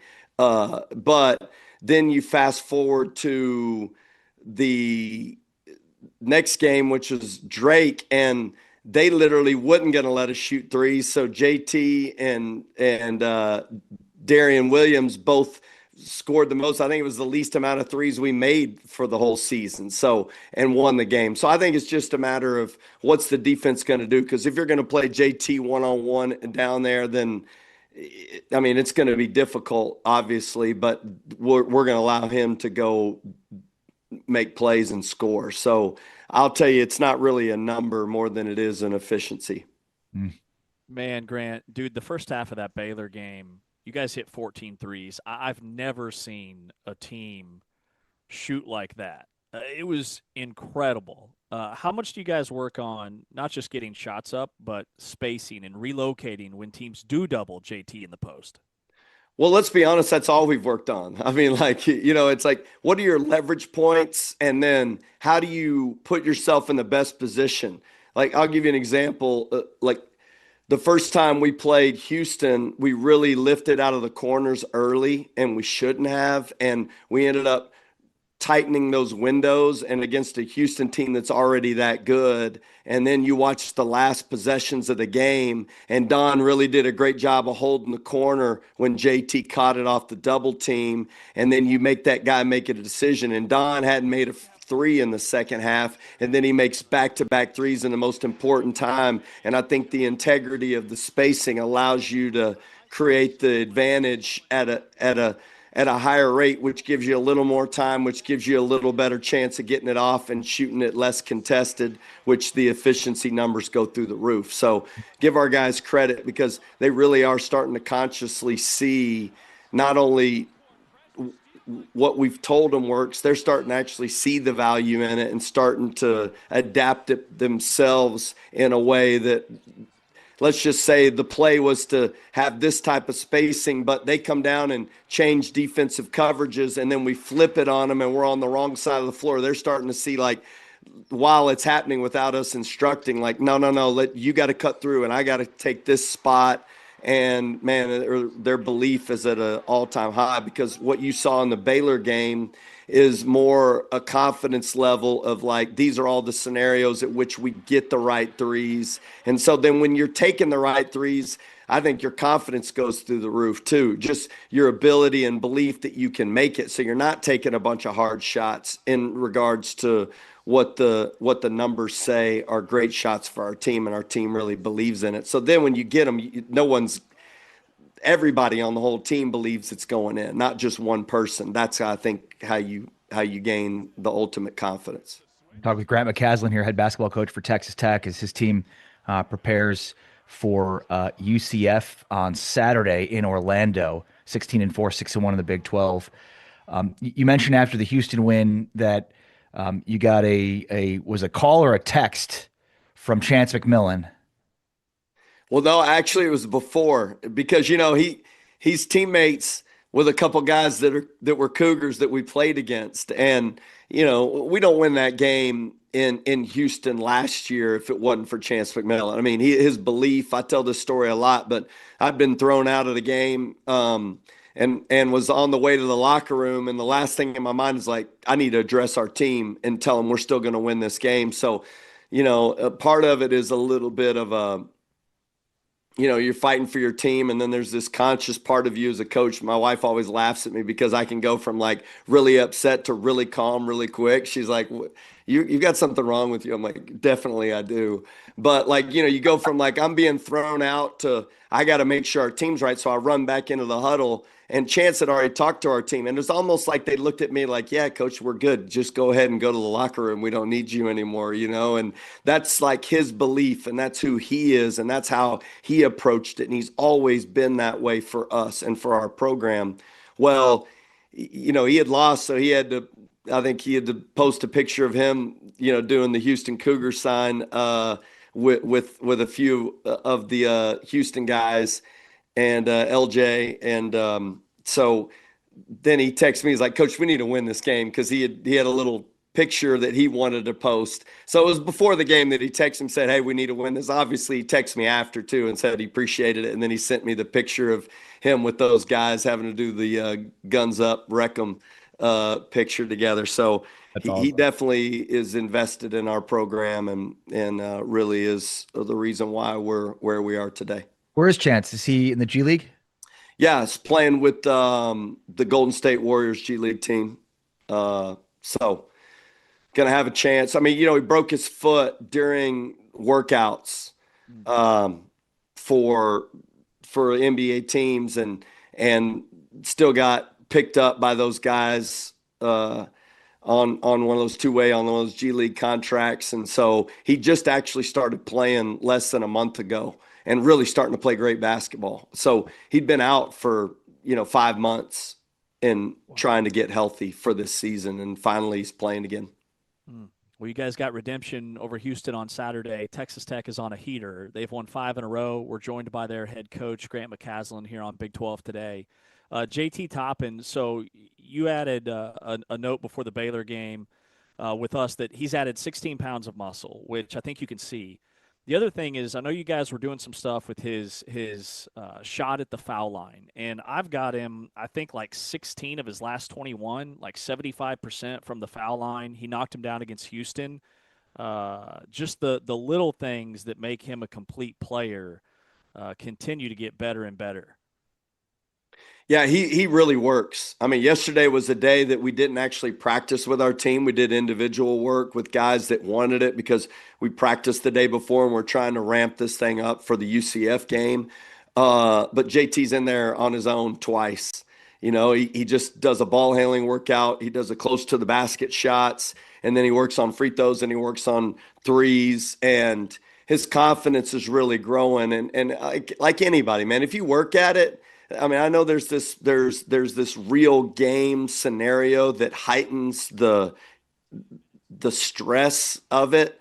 But when you've worked at the rate that he's worked, you start to see such progress that you don't second guess yourself in games. And that's where I'll tell you, the season started with JT. I think he was still holding on to last year's Florida game where he didn't shoot it well from the free throw line.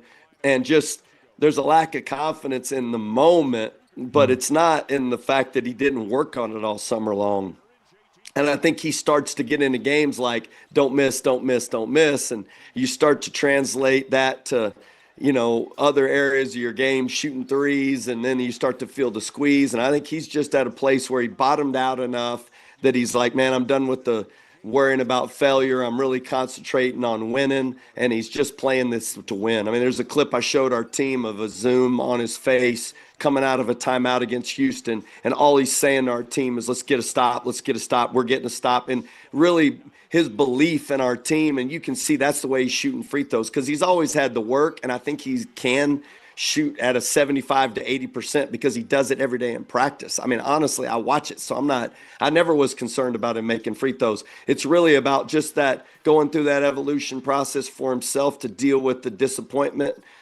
And he was really disappointed when he would miss in games. You could see it on his face. He'd come to timeouts and he would look like that it was the worst day of his life because he'd missed a few free throws. And I think the Duke game was kind of one that we started getting over the hump on, where we're going to win even if you miss free throws, just that belief that we can do it no matter what. And then his work starts to take over, and man, JT's work habits are real, man. The dude works as hard as anybody in our program, which I think allows them to have the success that he's having.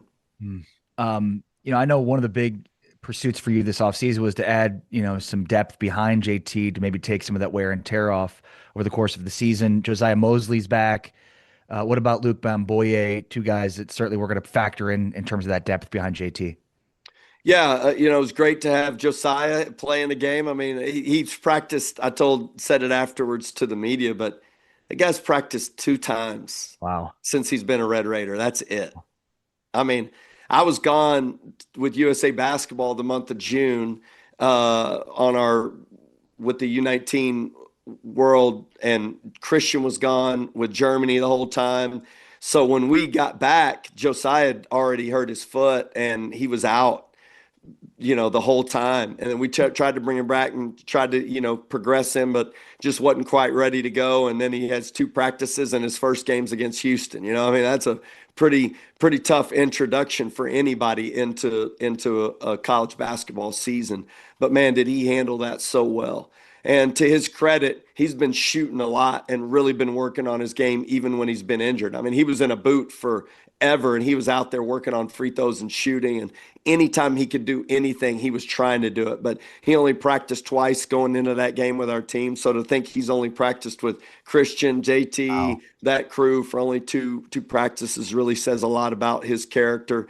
And then Luke, we're taking it day to day. I mean, he's been practicing with us. That's a positive. Whether he plays or not on Saturday, I mean, all that will have to be determined on how he responds to our practices the next couple days. Grant, do you ever get time in season to unwind, like at home in the evenings? I know you've got a house full of kids like Ari and myself. Is there ever a moment where you just sit back and relax at any point?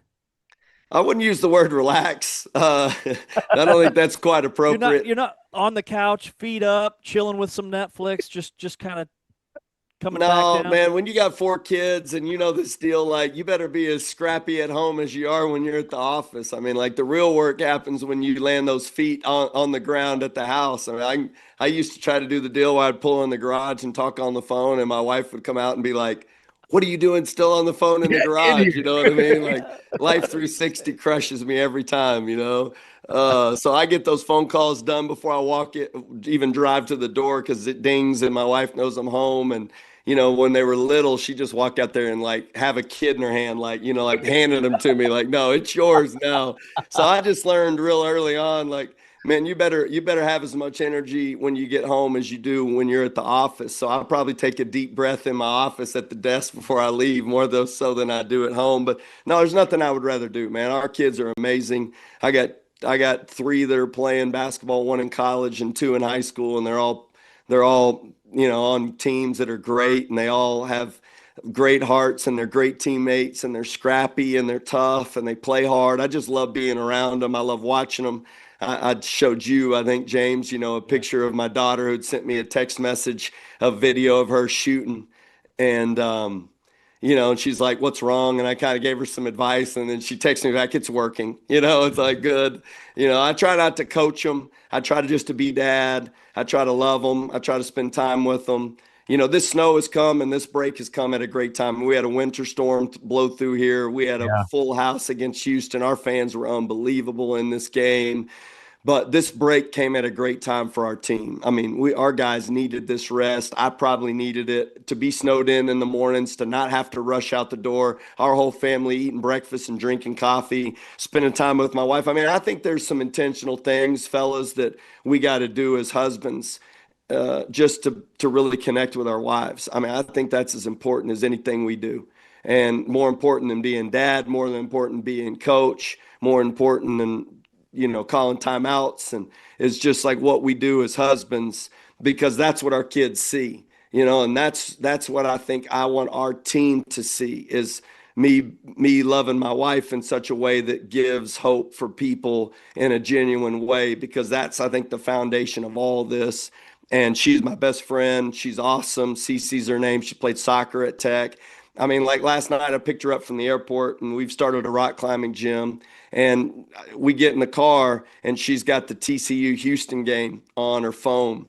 And I was like, babe, put that up. I'm the one telling her to put it up. Like, I've been watching film all night long. I don't want to see that right now. I need to hear what you got to say. It's funny. We switched roles, because usually it would be the other way around, her telling me to put film. She's not like that at all. She wants to sit over my shoulder and watch film. I mean, she's so invested in this in the coolest way.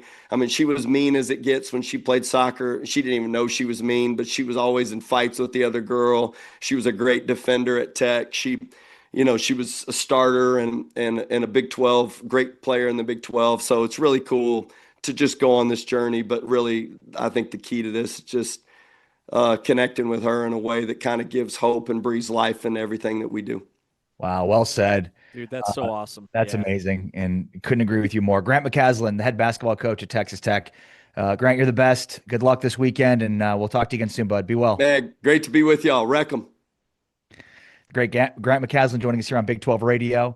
Along with James Westling, I'm Ari Temkin. We'll react to what we just heard next. This is Big 12 Today, presented by Modelo, heard on TuneIn, watched on Big 12 Studios.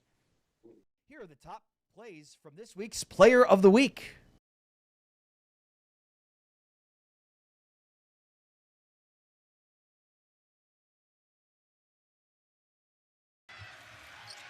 To shoot, Toppin down low. Couple of thunderous dribbles. Contact, a whistle, +1. Less than 3 to play in this first half. Toppin against Carr, one-on-one. Turns him around and throws it in. 6 minutes into this second half. Toppin in the lane. That's money for JT Toppin when he gets in that deep. He's got 11 points in 15 minutes tonight. Toppin banging with Ratai with the left, in, and one. This is where you make your push. It's Toppin time underneath. That time he gets the roll. Jalen Petty, the freshman who moved into the starting lineup 8 games ago. He had 20 in the game against the Cougars. The left-handed reverse for the left-hander in JT Toppin. Well, both these teams are so good. If they can't grab it, they will tip it to a teammate, especially back tips on offensive rebounds. Anderson, no. Toppin, yes! With the right hand, you talk about relentless. You look it up in the dictionary, and JT Toppin's picture. Anderson, one of 3 Red Raiders who has not come off the floor yet in this game. Toppin, another one, and he'll score with the right to extend the lead. He is a star. 19 points, 4 assists already in the game for Flemings. Toppin gets free and 1. Ball out on the perimeter for the entirety of this possession. Now Anderson gets into the paint. What a pass to Toppin. Anderson finds Toppin. Too strong. Got it back. Up again. Got it.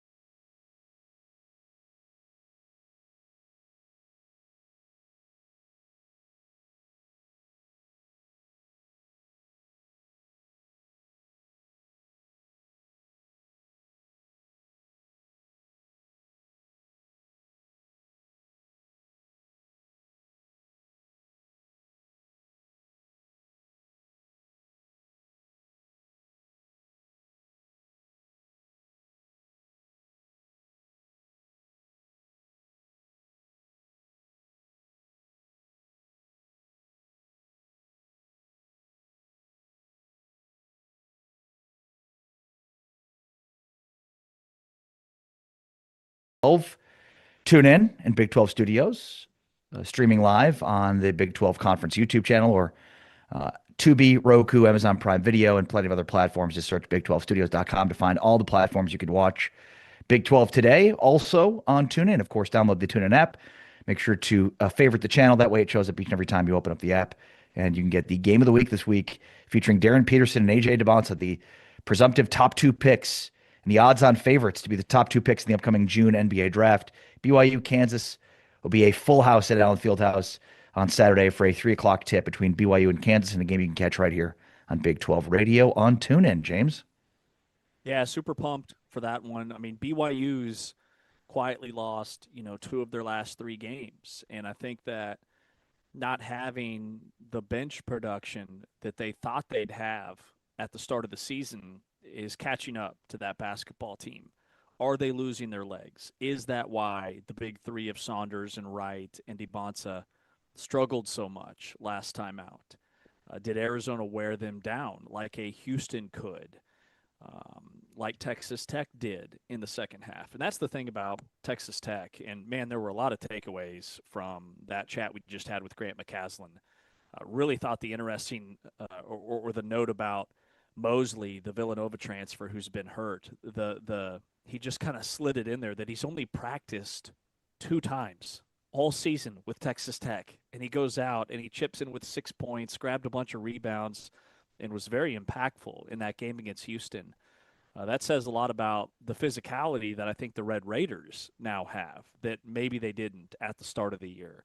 So Kansas has shown, circling back to the game on Saturday, that they can clamp down defensively. Melvin Council is like the most annoying defender ever because he's got such long arms. He can really get in the head of opposing point guards and pester them throughout the contest. So that Council-Rob Wright matchup may be the story of the game just as much as DeBonsa and Peterson.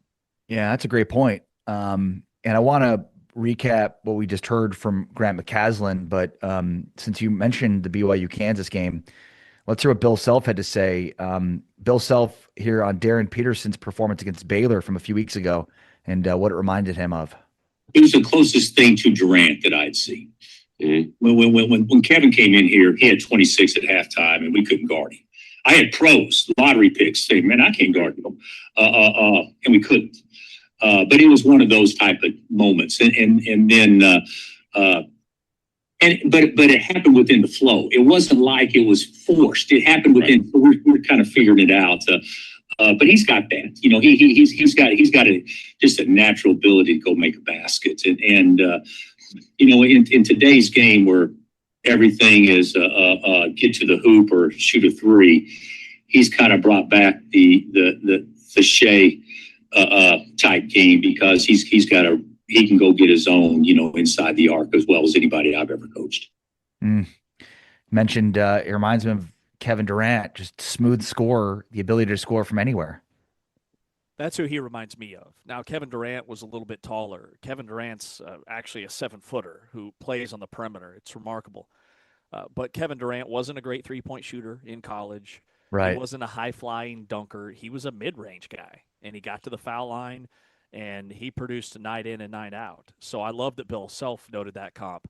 Now, Gilgeous-Alexander is certainly the one that's out there because of their style of play. I'd even go back to like Tracy McGrady, who was a really, really good NBA player back in the 90s and early 2000s, was a very much mid-range guy who could get up and fly with the best of them.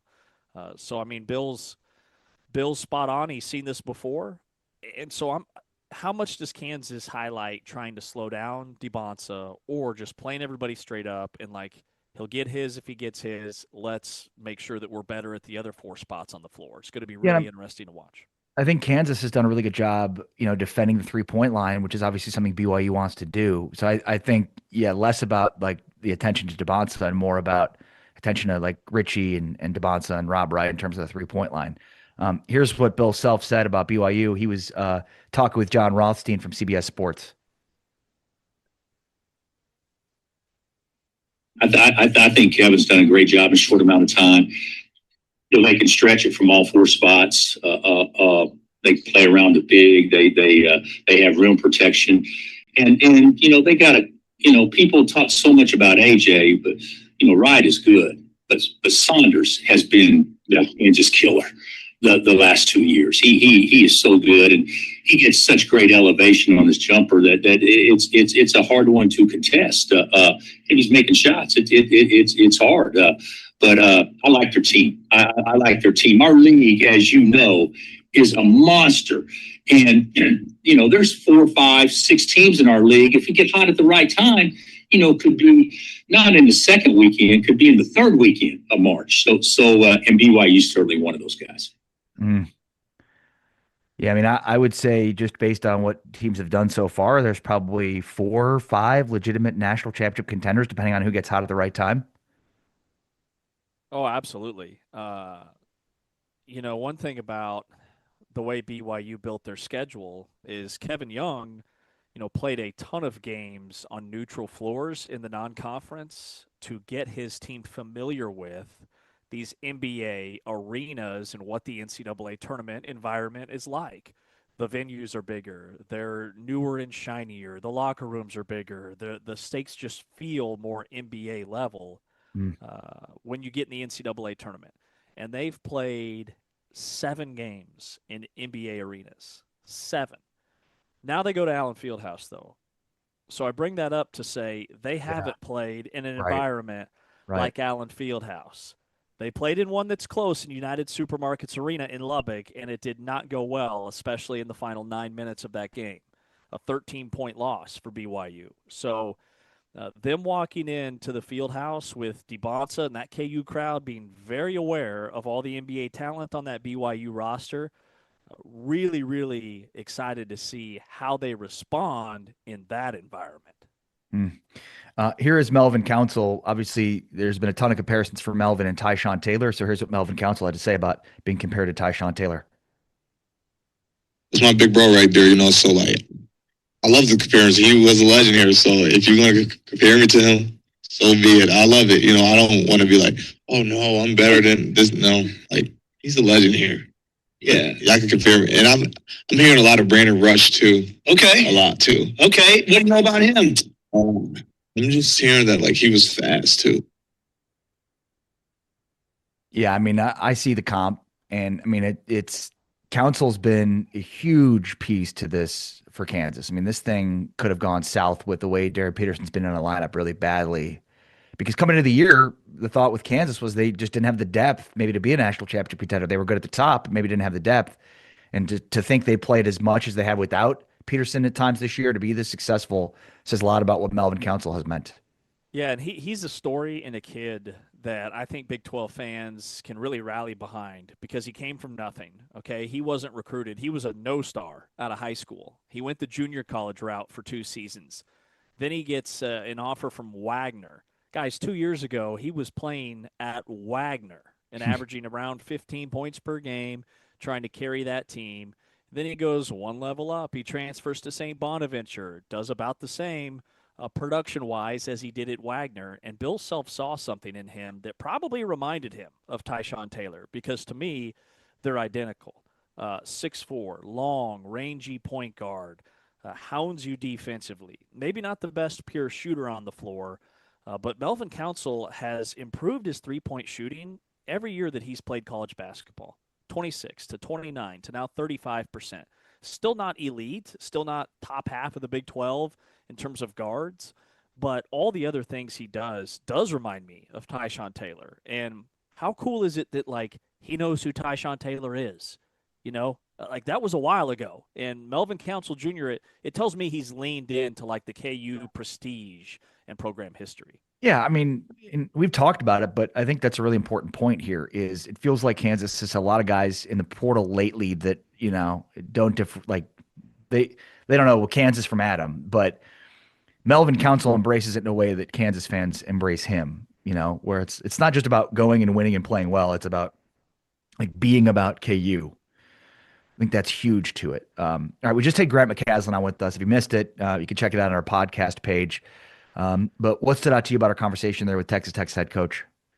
Yeah, I think number one, the improvement of JT Toppin, just how hard he works. I mean, he said that the free throw shooting really bothered him towards the tail end of last year. And frankly, he was just sad coming off the floor after missing free throws. He was really down, and now he's getting more confident, and that's the only thing keeping him from like scoring 35 a night is his free throw shooting. He's getting to the line more, and he's knocking them down. And then just how much they work on spacing. Like, they are elite at finding open spots on the floor, which is why they make so many threes. And then, as I touched on at the top, the Mosley piece, like, this dude's only practiced 2 times all year, and he's able to give you like 15 or 20 minutes the first time he steps out on the floor. He hit 2 threes. He had like 5 rebounds. He didn't turn it over. Like, that is scary for the rest of the Big 12 and the NCAA tournament teams that they'll face. Yeah. Also got a great quote from Grant on, being a family man, basically saying, as he coaches his team, he wants his team to see, his relationship with his wife and his kids and the type of dad and father that he is and type of husband that he is, which I think,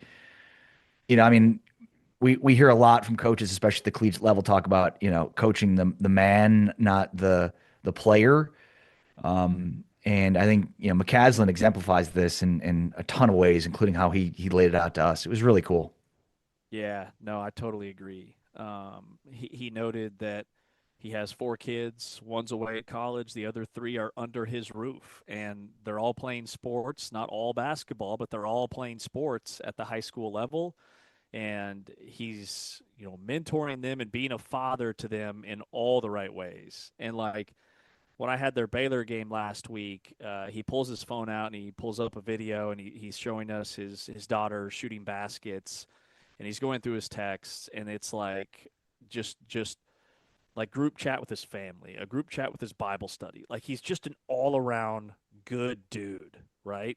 And I also love the fact that, he emphasizes the time away from basketball. Like, some coaches can't separate themselves. And he's a guy that, hey, he wants to be a husband and a father. He's a basketball coach in addition to being a husband and a father, which come first in his life. And it's remarkable, man. Great stuff, as always. James Westling, Ari Temkin, Big 12 Today, Big 12 Radio, presented by Modelo. You found this thread on X, James, with Kelvin Sampson. This was actually some quotes from Kelvin from a few years ago, but still relevant to this day. And this is a part of Coach Tube, where he was speaking at the Texas High School Coaches Association. James, I'm curious, what stood out to you about those comments from Kelvin? Yeah, I think it just kind of magnifies who he is as a basketball coach, and the way that he's having those difficult conversations. And, he talks about why these coaches and leaders fail. And he says that the coaches that fail at every level are the coaches that are too passive aggressive. They're usually afraid to hold kids accountable. Accountability is, and this is from, as you noted, a couple of years ago, but I think it's been magnified the way he runs his program the last couple of years. If you're going to build a culture, the first thing you have to do is come to grips with that you're going to have confrontation because you want it done in your way, building a program. And I think that in today's society, like we've student athletes and agents and administrators are all part of this culture where we're afraid of confrontation. And Kelvin Sampson's like, hey, if you come here, and he's told us that on this program, we're going to do things my way. If you have a problem with that, go somewhere else. And now he's gotten to the point where he has the prestige and the national championship appearances and all the wins in Big 12 play that people are leaning into that. Like, what you're getting with Kelvin Sampson. That's what I love about it. Yeah, he said, quote, I think that the coaches that fail at every level are the coaches that are passive aggressive. Passive aggressive coaches are usually afraid to hold kids accountable. They rationalize. They avoid the hard conversations. They let things slide and hope problems fix themselves. If you're going to build a culture, the first thing you have to do is come to grips with is you're going to have confrontation because you want it done your way, end quote. Yeah. I mean, and he told us that he doesn't talk to like players' families. Like, he talks to them through the recruiting process. But then once you commit to play for Kelvin Sampson, like, Kelvin Sampson is your coach. He is your mentor. He is the guy that lays the groundwork, lays out the rules, and if you don't abide by them, you don't play. But the thing that's so incredible is he has such an eye for finding those families and those student athletes that will abide by his rules and will buy in to all the things that he's going to hold you accountable for. And that's how Houston stays in their bubble and so connected. They're just a machine, the way that they operate. And they're doing it now with five-star kids that can see that, hey, going to Houston can really help advance my collegiate career and my NBA future, because now he's starting to churn out NBA lottery picks, which is something that just takes them to a whole nother level. Yeah, great point.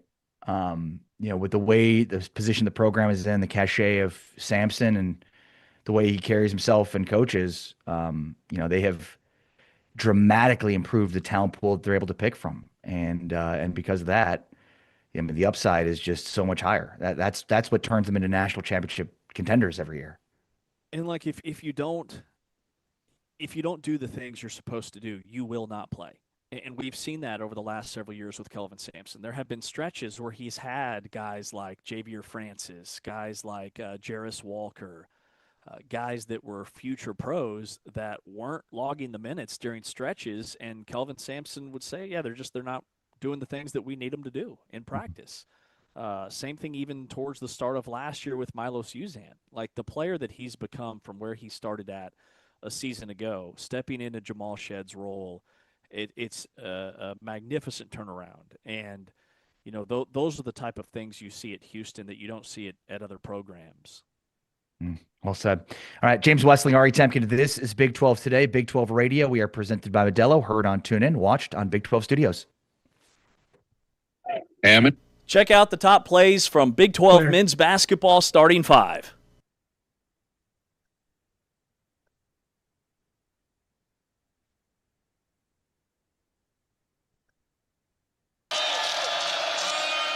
Houston has it taken away by Uzan. In the slam by Flemings, a 5-0 start. Now that's a recipe of disaster for Arizona State. Nice handle, Flemings driving, hangs and scores, plus a foul. How about the split? Grant McCasland talks about the fact that he has great feel, but he's really stretching this Houston defense. I don't think they counted on that. Scooped up and in by Flemings.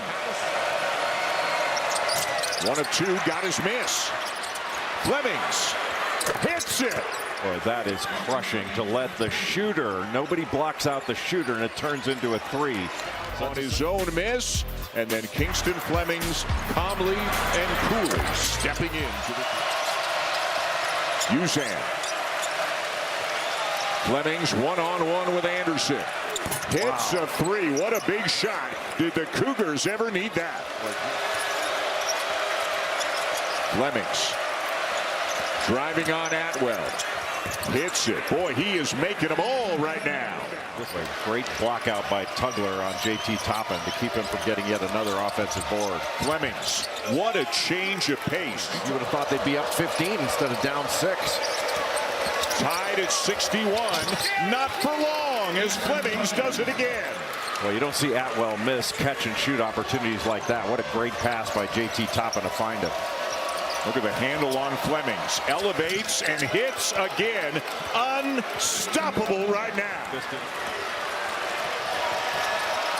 Flemings. Wow. 35 now for Kingston Fleming. Boy, Atwell changed everything in this game with those 2 threes. Flemings gets to the rim again. Give him 38 on the afternoon.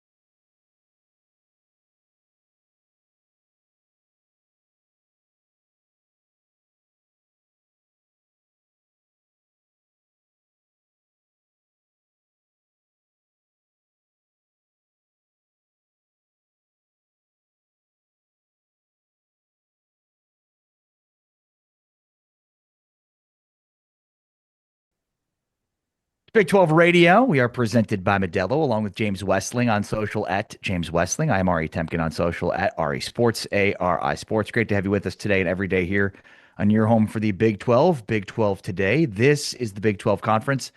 This is a different league.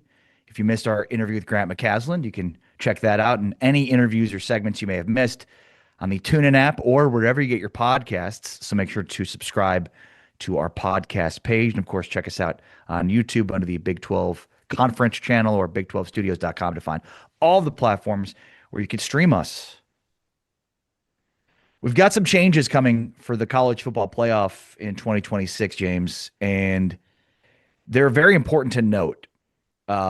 It's also important to note that even though some of these changes look like they are a reflection of what happened last year, they actually were already baked into an agreement, the quote unquote memorandum of understanding. But the gist of the big changes are, number one, the Big Ten and the SEC are officially in charge now. So, previously there was sort of an equal say across all of the leagues in terms of voting. And even though there was a control that both the SEC and the Big Ten would wield when it came to that, now it's official. Officially, the decision makers involved here on any future changes to the college football playoff are the Big Ten and the SEC. Yeah, that's the biggest change. But right now, I haven't seen any evidence that they can get along. So far from what we've seen during this process of the college football playoff expanding, I would say that the gap has widened between the two leagues in what they both want and what they're both willing to surrender or sacrifice to get to a compromise. So, right now, I don't see any immediate changes in a big way coming, because these two leagues and these leaders have been at such odds that this is going to be the fourth different college football playoff structure in 4 years. But in terms of like the teams on the field, when the college football went to 12, that was a big change because we had a bunch more teams in the field. But I would say like year over year from last year to this year, sure, we switched up the seeding model and did a couple of tweaks here and there, but for the most part, both played out to see two really elite teams playing in the national championship game. And both years, the seeding has been out of whack. You had a 1 against a 10. 2 years ago, you had a 7 against an 8. Like, it's been madness in the best way. So, yeah. I'm here for it. So in 2026, for the first time, the Power Four conferences will each be guaranteed a spot for their conference champion, along with one spot for the highest-ranked team from the group of 6. So basically, it used to be the 5 highest ranking conference champs got those spots. Now it's the top 4 power conference champions and then the highest ranked team from the group of 6. So the reality is we could have a team that doesn't even win their conference championship from a group of 6 that gets in. In addition to that, the designations for the Power Four in the group of 6, James, Notre Dame's guaranteed a spot if it finishes in the top 12. That's probably been the most highly publicized change. And again, these are not as a reaction to last year's playoff, though it seems like they are. This was built into the memorandum of understanding back when it was signed in 2021. So that's sort of an interesting part of this. The other side is the new muddy setup, and this may be the most damning for the Big 12 and the ACC. But basically, previously, money was distributed across the board equally. The Power Four conferences would split roughly 80% of the pot. Now, the breakdown is 29% annually for the Big Ten and the SEC, which is more than $21 million per school. 17% for the ACC, around $13 million, and 15% for the Big 12, around $12 million, with 9% for the group of 6, which is around $1.8 million. And then there's no longer performance bonuses for advancing in the field. So basically, this is maybe the most amazing and hard to come to grips with. But let's just say Texas Tech wins the Big 12 next year and gets into the playoff. Teams at the bottom of the Big Ten or the SEC will actually end up taking in more money than Texas Tech will. Don't like that. And what did the breakdown used to be? Did you say the revenue used to be split among the teams that were in the college football playoff? So it was an equal split across the Power Four conferences. So 80% of the total money was split evenly across the Power Four, with the 20% being left for the rest.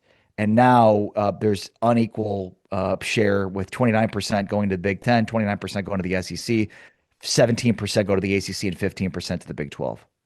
Yeah, I don't like that. And I understand that, the percentages are based on the historical college football playoff appearances, which have leaned SEC Big Ten, even when they get in the field, if you're the SEC, and don't win any games and haven't had a team in the national championship the last several years. Isn't that amazing? Why they're being treated like they're above the ACC and the Big 12 blows my mind, and it's not right, but it is what it is. And I'm confident that the Big 12 did the best they could fighting for the Big 12 member institutions. The thing that, in terms of the teams that are going to be in the college football playoff, the fact that now we have each Power 4 conference champion being guaranteed a spot, so how would that have looked differently last year? Well, Duke would have been in the field, who won the ACC championship game in overtime over Virginia. And the other rule is that Notre Dame is guaranteed a bid if they're inside the top 12. They finished inside the top 12 in the final college football playoff rankings. So Notre Dame would have been in, Duke would have been in, which means Miami would have missed the field last year.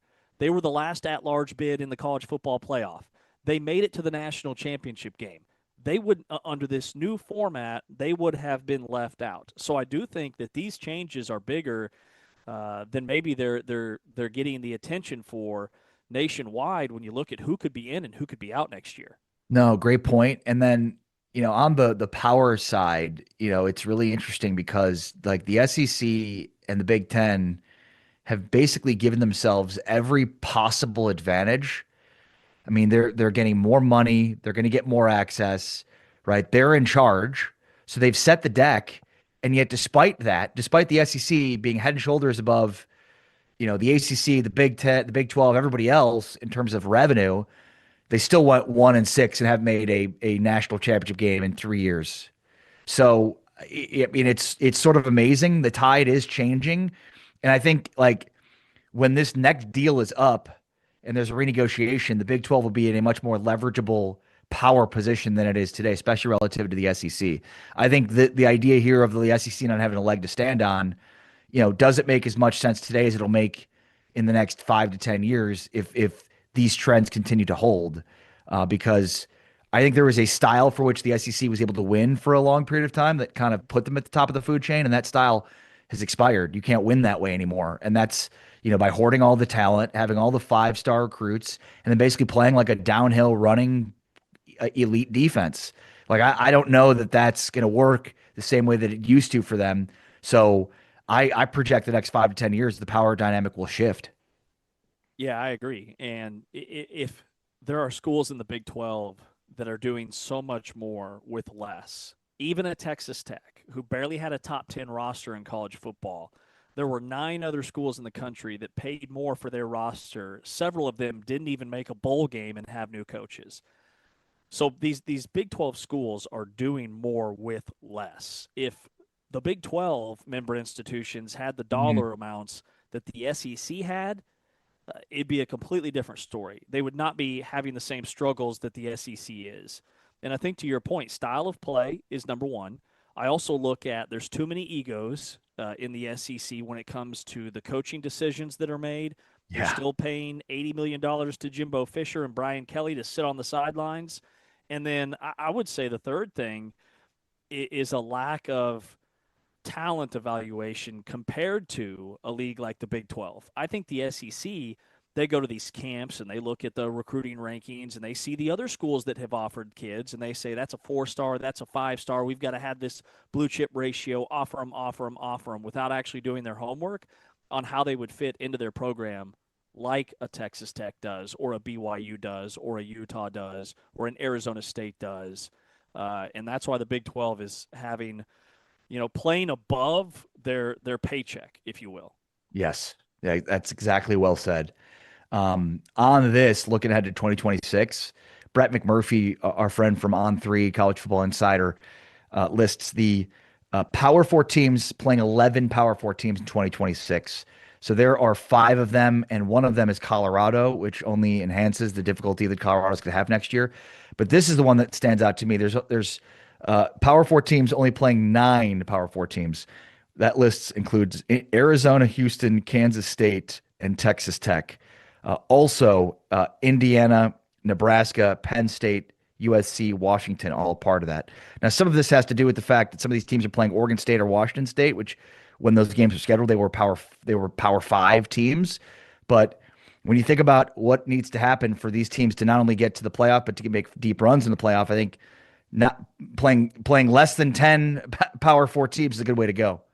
Right? Like, doesn't this just magnify, like, who the good guys are with the Big 12 and this conference? Like, the Big 12, we are the good guys is what I'm saying, because Oregon State and Washington State, as their conference is getting completely dismantled, they don't know what their future schedules are going to look like.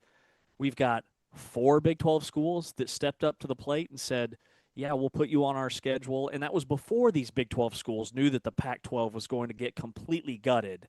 But there were signs that was going to happen, and it didn't keep these Big 12 schools from playing Oregon State and Washington State. Now, Washington's the only one in another league I'd tip my hat to, because they haven't completely killed the Washington State Apple Cup rivalry. But everybody else, like, why isn't USC playing Oregon State or Washington State or UCLA?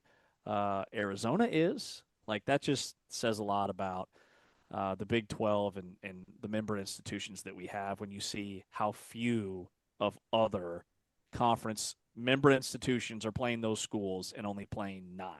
Yeah, well said. All right, a lot to get to on tomorrow's show, including previewing the weekend ahead. We mentioned earlier that it's a big weekend in women's basketball with Utah and BYU playing on Saturday on the women's side, and then Baylor, West Virginia, and Texas Tech, TCU, the 4 best teams in the conference, are playing each other, plus BYU and Utah. So it's a big weekend in women's hoops. Plus, of course, we're getting ready for the men's games, including Darren Peterson versus AJ DeBonsa, the huge Saturday game, which can be heard right here as the game of the week on Big 12 Radio. Thanks to Anthony Smith, our great producer with Big 12 Studios. Thanks to T-Chains, Taman Turner, our producer with TuneIn. Thanks to James Westling. I am Ari Temkin. Big 12 Today, presented by Modelo, is back tomorrow. But for now, we're out. Peace. Yeah.